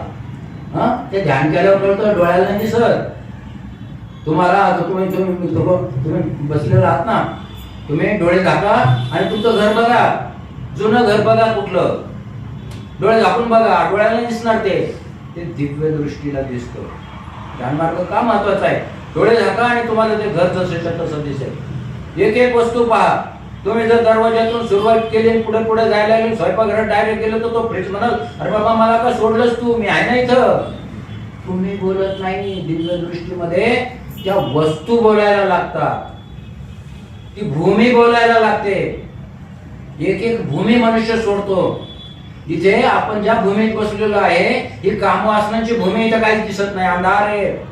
या अंधारामध्ये काहीच दिसत नाही. यानी ठेचकळतो आणि सगळे ठेचकळतात. एक मेणबत्ती पेटवली की त्या अंधारामध्ये काय कुठं ठेवलेलं आहे दिसतं. आणि एक मेणबत्ती ध्यान मार्गाने जरी ते पडली, प्रकाश पडला, अत्तदीप भव, स्वयं प्रकाशित व्हा. बुद्धाने सांगितलं, बाबासाहेबांनी सांगितलं, काय व्हा? स्वयं प्रकाशित व्हा. का कोणाला शरण जाता? स्वतःला शरण जा, म्हणजे खुदबुद्ध बना. स्वयं प्रकाशित व्हा. स्वतःला शरण जायचं म्हणजे ज्याला शरण जायचं, आणि जो शरण जातो, शरणगमन शिकलाच ना. नुसतं शिबिर नाही करायचं. आताच लोक म्हणतात आमचं शरणगमनाचं शिबिर घ्या. एवढं साधं नका समजू. शरणगमन करायचं म्हणजे काय करायचं? ज्याला आपण शरण जातो आणि जो शरण जातो, हे जेव्हा दोघं एकच असतात, तेव्हा शरण जायला कोणी उरत नाही. म्हणजे काय, तुम्ही स्वतः बुद्ध बनलेले असतात. आता बुद्धांना शरण जाण्याची गरज नाही. तुम्ही आता काय करा, लोकांना मार्गदर्शन करा, संत बना, कबीर बना. लक्षामध्ये अशी स्थिती प्राप्त होते. आणि अशा प्रकारची स्थिती त्या रामानंदाला जेव्हा त्यांनी पाहिलं सत्याशी, त्यांचा आहे 5 मिनिटं 7 मिनिटं अशा प्रकारची अनुभूती जेव्हा त्यांना आली, आयुष्य मी घालवलं या दगडा धोंड्यामध्ये, हे वाचण्यामध्ये आणि हे करण्यामध्ये. आपले लोकही तेच करतात, ग्रंथ बांधतात, व्हिडिओ काढतात, वाचवायचे दाखवतात. काहीच करतो काही मिळणार नाही. लोकांना तुम्ही काही देऊ शकणार नाही. जोपर्यंत तुम्ही तुमच्या अनुभूतीत उतरत नाही, जोपर्यंत तुमच्या अनुभूतीत तुम्ही बोलत नाही, जोपर्यंत थोडा तरी त्या ध्यान मार्गाचा काहीतरी बोध होत नाही, तोपर्यंत काहीच करू शकत नाही. ते सारं काय असेल, ढोंगीपणा असेल. तर ह्या गोष्टीकडे आपण लक्ष देणं फार जरुरीचं आहे. आणि मग तिथे जेव्हा ते सत्य त्याला समजलं, जेव्हा त्याचा आनंद गगनात मावेना, का रे मला हे काय झालेलं आहे, मला कशामध्ये बघितलं काय होतं. ऍक्च्युली जेव्हा या अशुद्ध विचारांचे जे बीज आहेत, सांगितलं ना बीज दिसतं. का दिसतं? तुमचं घर तुम्हाला दिसेल, मला नाही दिसणार. का बीज तुमच्यात पडलंय. जे कृत्य कर्म केलेले पाप कर्म ते आपल्या मनात पडलेले बीज आहे. ध्यानाला बसले की ते बाहेर येतात. त्यांना जेव्हा तुम्ही डिलीट करत चालता ध्यानावस्थेतून, अडथळ्यांच्या दूर करून जेव्हा ते डिलीट करत चालतात, एक एक एक एक शुद्ध विधानाची उत्पत्ती व्हायला लागते. आणि बाह्य मन काय करतं, चूप बसतं. एका स्थितीमध्ये ते चूप बसतं. अंतर्मन काय करतं, त्याच्याकडे पाहत बसतं. आणि एक दिवस त्याच ऐकायला लागतं. हे त्याला शरण जातं. हे जे मन आहे त्याच्या उच्च मनाला शरण जातं. आणि हे दोन्ही मन सत्याला शरण जातात. आणि तिथं अंतिम सत्याचा बोध होतो.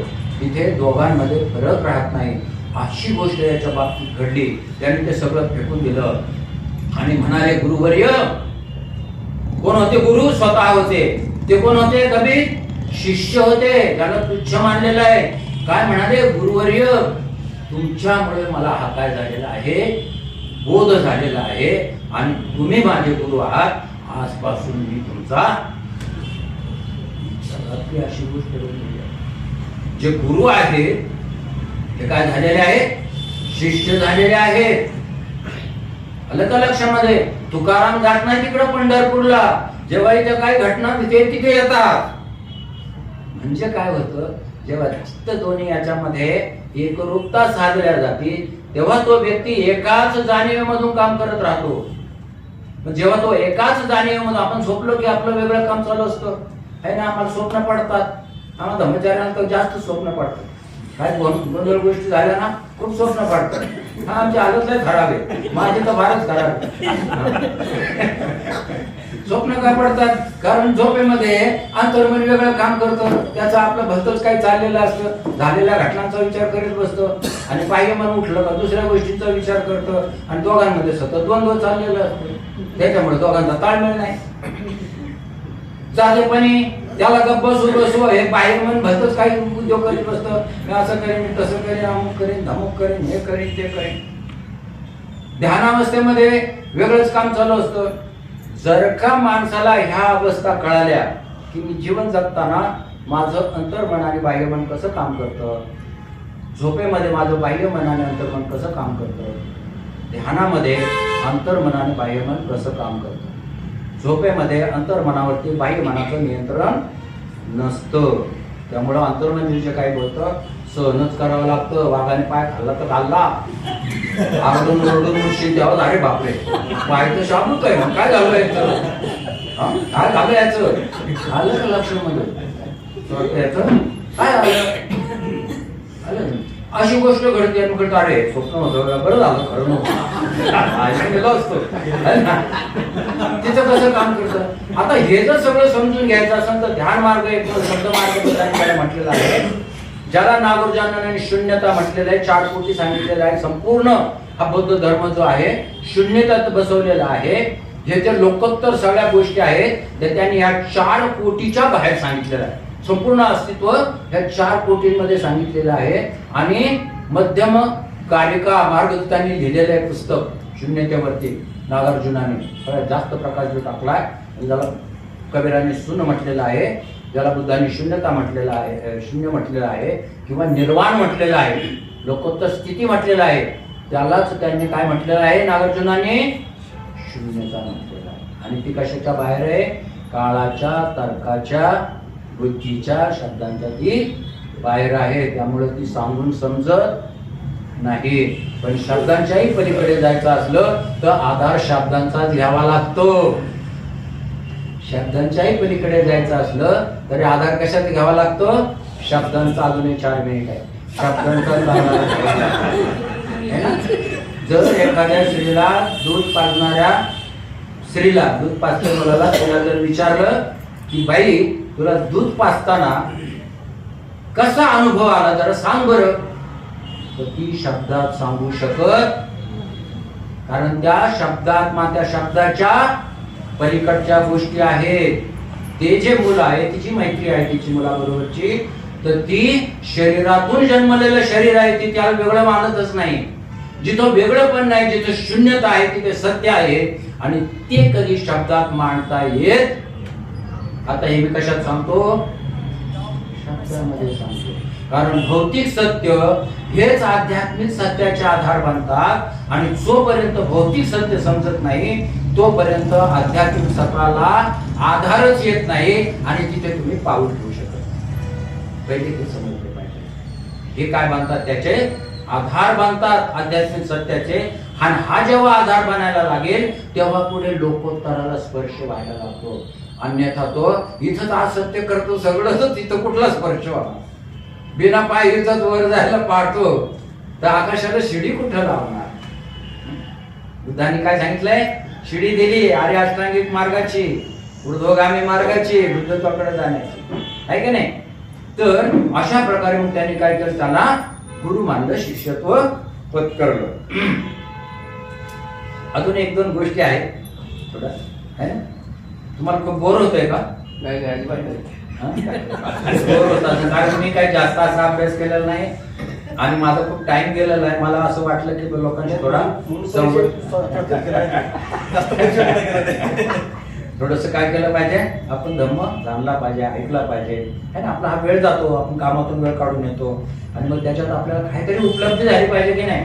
नुसतं यायचं, टाइमपास करायचा, याचा काय जीवनामध्ये आला ह्याला पाणी वाहून गेला, आहे का नाही? काय पाणी वाहून एकाला सांगितलं देव प्रसन्न झाला, त्याची ती परिस्थिती पाहून देव प्रसन्न झाला. म्हणणार बाबा रे तू काय आहे छोट्या छोट्या अन्नासाठी करतो? म्हणला एक आणि तिथं तुला दिवसभरामध्ये जेवढं अन्न पाहिजे ना लागण तेवढं घेऊन ये, दिवस मारण्याच्या आत मात्र, त्याच्यानंतर तुला एक अन्नाचा कणही भेटणार नाही. तेव्हा मग हा बिचारा सगळं पोतडं घेतलं, मोठमोठे पोते भरून व्हायला सुरुवात केली त्याने, का जेवढं अन्न दिवस मारण्याच्या आत आहे तोपर्यंत मला काय केलं पाहिजे? हे अन्न आणलं पाहिजे. आणि त्याने काय केलं? ते अन्न वाहून वाहून वाहून दुपारी मरून गेलं, दिवस मारायचं. अरे बाबा, जे ऐकलं, जे केलं, जे श्रुतमय प्रज्ञेने केलं, अरे ते जरा 1 किलो भर, अर्धा किलो, पावशेर दळून थोडं खाऊन तर बघ, तुला शक्ती येते का नाही येते? आलं का लक्षात? आपण इकडचं गोळा कर, तिकडचं गोळा कर, हे पुस्तक वाच, ते ठेव, अमुक कर, अमुक कर, चिंतन करत नाही. चिंतनमय प्रज्ञा जोपर्यंत जात नाही तोपर्यंत चिंतनमय प्रज्ञा भावनामय प्रज्ञेचा आधार बनत नाही. एकदा का तुम्ही चिंतनमय प्रज्ञेमध्ये रममान झाला, वितर विचारकांच्या पुढे सरकला, तर हेच वितर्क विचार तुम्हाला कुठे घेऊन जातात? प्रज्ञेकडे घेऊन जातात. आणि ऑटोमॅटिकली जेव्हा ध्यान अवस्थेमध्ये तुमचा तो दिवा लागलेला असतो, प्रकाश पाडायची गरज नाही, ती त्याची अभिव्यक्ती आहे. प्रज्ञा काय? त्याची अभिव्यक्ती आहे. पण आपण तो दिवाच जर लावला नाही, ध्यानालाच बसलो नाही, ती अवस्थाच आपल्याला करायची नाहीये, आणि आपण काय करतो? हे पुस्तक वाचतो, ते वाच, ह्याचं आहे, त्याचं आहे, हा चांगला, तो चांगला, आणि तू कसा ते बघ. चिंतन कर, चिंतन मनन करा. आलं का लक्षामध्ये? चिंतन मननामध्ये ज्यालाच वज्रछेदिका प्रज्ञा पारमिता जी आहे त्याला डायमंड सूत्र म्हटलेलं आहे. जी वज्रालाही छेदून टाकते. काय करते ती? वज्राला जे छेदून टाकतं, जे बंधेने तेव्हा ऐकलेलं आहे. ज्या वेळेस त्याला थंडर पण म्हटलंय, जेव्हा ढग आकाशामध्ये हिंडतात तेव्हा ते ढग साधे वाटतात, पण एकावर एक जेव्हा आपटतात आणि त्याच्यातून जी बिजली त्या घर्षणातून बाहेर पडते, तिच्यामध्ये एवढी शक्ती आहे की ती खडकाला भेदून पाण्याचा कारंजा बाहेर काढते. लक्षामध्ये चिंतन प्रज्ञेमध्ये एवढी ताकद आहे. आणि तिच्याकडे जर आपण गेलो, लोक म्हणतात की चिंतन कसं काय करायचं तेच कळत नाही, त्याचीच चिंता पडते आम्हाला. त्याची काय पडते? त्याच चिंतेत आम्ही पडतो, चिंतन कसं करायचं. आणि अख्खं पुस्तक शिकलो, यशोरत्न डोकं फोडून फोडून थकले चिंतनातून प्रज्ञेकडे आहे ना. चालू आहे ना, संपत आलं असेल आता. चिंतनातून काय शिकले हो? चिंतनातून प्रज्ञा काय? ते मी नव्हतो ना 2 वर्गांना, त्यामुळे ते कळलंच नाही हो. अरे 2 वर्गाला नव्हता पण वर्षभर होता ना. कशाला वर्ष वाया घालवलं? त्याच्यापेक्षा ते काम केलं असं ते परवडलं असतं. लक्षात घ्या आपण काय करतो, आणि आयुष्य फार मोलाचं आहे. या गोष्टींचं सांगितलेलं आहे की तुम्ही वेळ वाया घालवू नका. एवढा वेळ मिळाला ध्यान करा, मौनात राहा, आणि जेव्हा बोलाल तेव्हा धम्माचं बोला, धम्म सांगायचं. जेव्हा बोलाल तेव्हा किती वेळ बोला, रात्रभर बोला. रात्रभर ते जाऊन त्या यक्षाला भगवंत काय करत होते? धम्मदेश. रात्रभर 40 मिनिटाचं नाही, 40 मिनिटाची सुरतीने काहीच होत नाही. कशी पाहिजे? 24 घंट्याची एक जाणीव. मग तो मनुष्य झोपला काय आणि जागा काय? कारण त्याची एकाच जाणीवेत तो काम करतो. तो काय करतोय? एकाच जाणीवेने काम करतो. मग तो झोपला तरी ती एकच जाणीव काम करते. ते 2 मन वेगळे काम करत नाही, ते शून्य झालेले आहे. लक्षामध्ये ध्यानामध्ये आपण बाह्यमन जागा असतं, अंतर्मन कसं काम करतं ते पाहतं आणि त्याला शरण जातं, आणि म्हणून ह्या दोघांमध्ये मैत्री होते. अशी मैत्री होते की ती पुन्हा सोडत निर्वाणाची अवस्था प्राप्त. आणि असं म्हणतात कबीर जे आहे ते सकृतागामीपर्यंत पोहोचलेले. सकृतगामी म्हणजे निर्वाण प्राप्ती झालेली नाही. एकदा पुन्हा मनुष्य जन्मात यावं लागतं. तरी पण लोकोत्तराची ती उच्च अशी स्थिती आहे ना. श्रोतापन्न श्रोता फल प्राप्ती, सकृतागामी सकृतापन्न प्राप्ती त्यांना झाली. सकृतागामी म्हणजे जो सत्कृत्यच करतो, त्याच्या पुढे जो अनागामी होतो, अनआगामी पुन्हा आगमन करत नाही, तिथेच त्याला फलप्राप्ती होते आणि तिथूनच तो आरंभाकडे. रूप त्याने पकडलेलं असतं, पण इच्छा सोडलेल्या असतात. रूपही जेव्हा सोडतो तेव्हा अरंतामध्ये अरूपामध्ये स्थापित होतो आणि पुनर्जन्म त्याचा तुटून जातो. या गोष्टी सर्व लोकांना, साध्या साध्या लोकांना कबीर सांगायचे, आणि म्हणून लोक जे आहे त्यांच्याकडे यायचे. ह्या लोकांना कळत नाही, त्यांना आपण काय करू? तुम्ही वंदना म्हणा, तुम्ही प्रार्थना म्हणा, आणि बदल आता तुमचं काम. तुम्ही काय करा? हे ऐका. बुद्ध धर्मामध्ये जोपर्यंत ध्यान सुरू करत नाही, उच्च अवस्थेमध्ये तुम्ही घुसत नाही, चिंतन करत नाही, तोपर्यंत तुम्ही आयुष्य नाही आजे कित्येक आयुष्य घालवले तरी नरकच मिळेल, दुसरं भेटणार नाही. कारण विस्मृतीमध्ये जर धम्म जगत असाल, विस्मृतीमध्ये जर धम्म जगत असाल तर काय होईल? या जन्मीच मृत पावलेला आहे, पुढचं जाऊन काय होईल है ना. म्हणून बुद्ध म्हणतात की माझा धम्म हा तुम्ही पुढे काय बना, तुम्हाला कोणती घटना मिळेल त्यासाठी नाहीये, तर तुम्ही आता ह्या वर्तमान काळामध्ये जिवंत आहात का, की मृत अवस्थेत आहात, बेशुद्ध अवस्थेत आहात? तुम्ही मृताला जन्म द्या, आणि त्या मृत अवस्थेतून बेशुद्ध अवस्थेतून बाबासाहेबांनी काय केलंय? आपल्याला जिवंत केलेले, स्मृतीमध्ये आणलेले, जागृत केलेले. आता पुन्हा हा रथ त्या विस्मृतीत नेऊन डुबवू नका, आहे तिथे ठेवा. ठीक आहे. बाबासाहेबांचं मी याच्यासाठी मध्ये मध्ये सांगतो, कारण त्यांच्या गुणांचं आपलं चाललं. फक्त 2-3 मिनिटं है ना. ये व्यक्ती होती, साधू होते ते, आणि ते डोळे मिटून काय करायचे? कृष्ण भक्ती करायची योगी होते. ते डोळे मिटून काय करायचे? ते म्हणायचे मी डोळे मिटलो की ध्यानावस्थेमध्ये मला ना कृष्ण हा गोपी संघ नाचताना दिसतो. गोपी संघ काय करतो, तो नाचतो आणि मी ते बघतो म्हणे. आणि जाऊन कबीर त्याला एक दिवस भेटलं तर कबीराला त्यांनी हे सांगितलं. कबीर म्हणे असं खूप चांगली गोष्ट आहे म्हणते, तू असं कर म्हणे, तू बस म्हणे ध्यानाला. आणि कृष्ण आले, गोपी संघ नाचायला लागले की मग तू काय कर, तू त्या कृष्णाचा हात धर, आहे की नाही, म्हणजे मला कळेल. आणि मग कृष्ण कुठे जाईल, हात धरल्यावर म्हणजे मला कळेल हा बघ खरंच गोपी संघ कृष्ण नाचताना दिसतो. मग असं करशील का, म्हणला करेल. आणि मग तो ध्यानात बसला.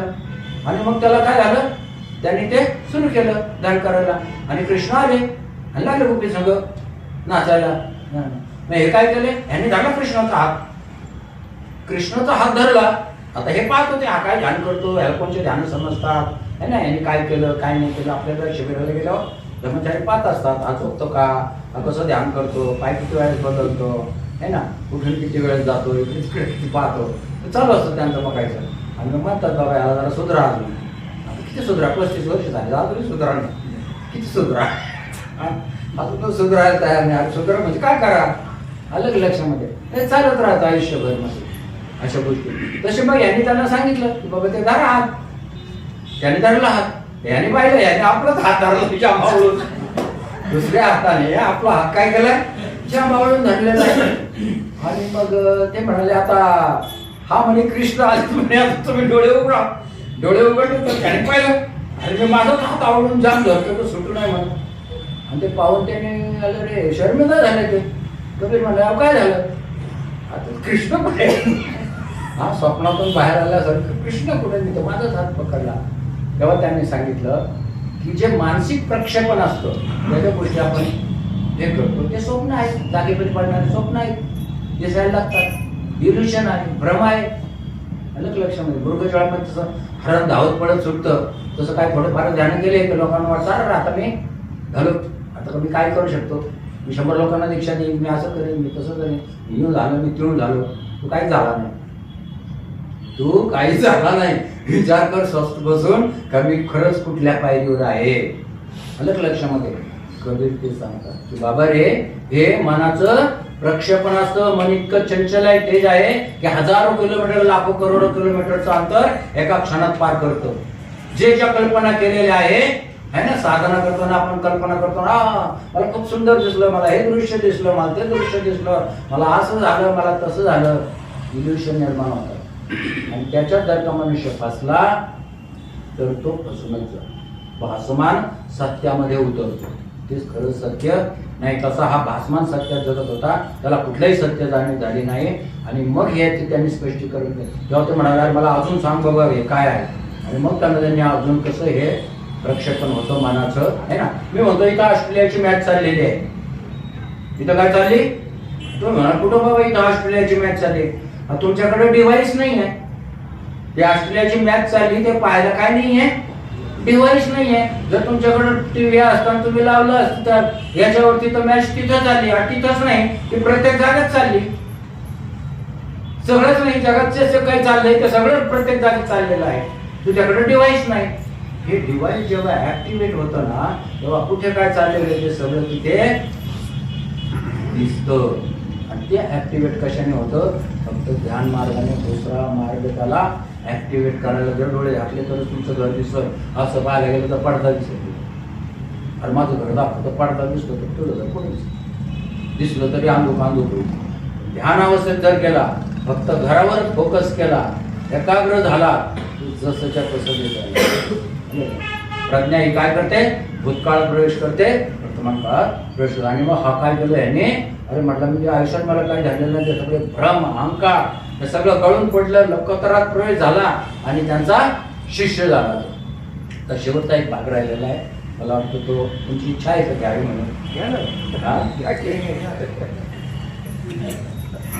मी एवढं ताणणार नाही की ते तुटून जाईल. मला वाटतं तुटणार कधी व्यवस्थित आलं लक्षामध्ये, तर मी तेवढं तोडणार नाही आहे.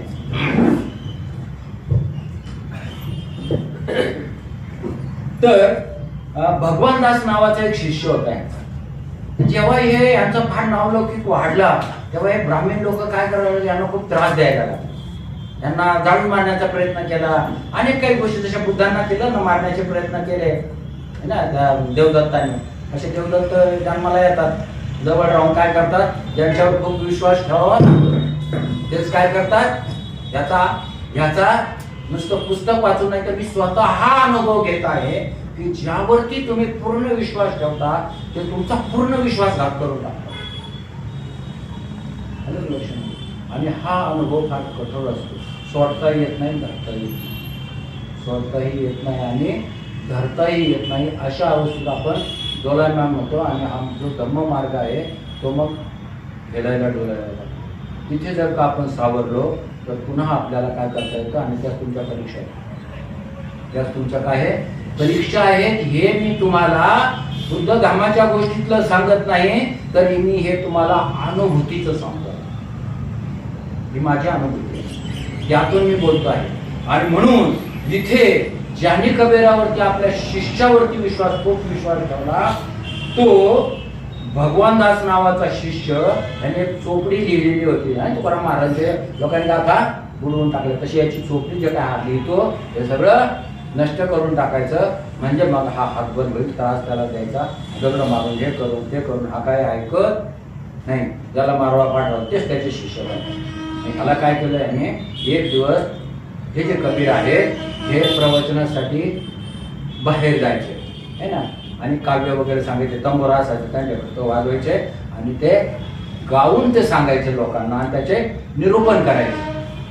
बाहेर गेला असताना ते जेव्हा दुसऱ्या दिवशी परत आले तेव्हा त्यांच्या अशा लक्षात आलं की घरातलं सगळं सामान विस्कळीत पडलेलं होतं. त्यांची जी पेटारी परंपरेने तो लाकडी पेटारा होता त्यात ते ठेवायची वस्तू, त्यात म्हणजे त्यांची चोपडी म्हणतात तिच्या ज्याच्यात ते लिहायचे ती गायब होती. पहिली त्यांनी ती शोधली, बाकीचं जाऊ दे बाबा, पहिली ती शोधली तर ती गायब होती. तेव्हा शेजारी राहणारा एक मनुष्य त्यांच्याकडे आला आणि कोणी काय केलं बाबा, कुठे गेलं, तो मनुष्य आला आणि त्याने सांगितलं की रात्री हा भगवान दास नावाचा जो व्यक्ती आहे तुमचा शिष्य ज्याच्यावर संपूर्ण विश्वास होता, हा रात्री इथे मी काहीतरी संशयास्पद रीतीने पाहिला, मी त्याच्यावर लक्ष ठेवलं लपून आणि तो जाताना त्याच्या हातामध्ये जी तुमची चोपडी होती तो घेऊन गेला. आलं का लक्षामध्ये? तर पुढे जाऊन यांना असं समजलं की हे जे ब्राह्मण पंडित लोक होते यांनी त्याला खूप काही असे लालच पैसे देऊन की ती चोपडी तू घेऊन ये आणि ती आम्हाला दे. अशा प्रकारे त्यांनी काय केलं ते नष्ट केलं. आणि पुढे मग कबीराने काही लिहिलं नाही, तुकाराम महाराजही काही लिहित नव्हते, ते म्हणायचे नुसते आणि त्यांचे साथी लिहायचे. तसं मग यांनी काय करायचं, हे म्हणायचे आणि हे लोक बाकीचे असं जे ज्या काही गोष्टी झाल्या त्या अशा प्रकारे लिहिल्या गेल्या. तर अशा प्रकारचा धोका दिला. एवढं करून ठाणे ना तर तेव्हा त्यांनी असं ठरवलं की शेवटी आपण कुठं जायचं, मगधामध्ये आहे ना. कोणतं त्यांचं गाव, हा मगधामध्ये कोणचं गाव त्यांचं, मगहर.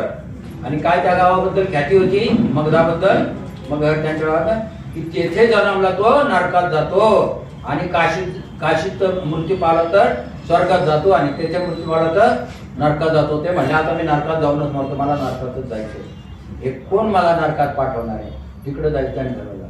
आणि आता कबीर इथून निष्ठून जातो का काय, अजून काही होतो का काय, म्हणून ह्या लोकांनी काय केलं, रात्रीचं त्याच्या घरावरती त्या पंडितांनी ब्राह्मणांनी ढोंगी लोकांनी हल्ला केला. 4-5 जणांनी त्याला पकडलं आणि त्याचे हातपाय बांधले साखळदंडाने दोरखंडाने आणि त्याला घेऊन फटफट ओरडत घेऊन चालले.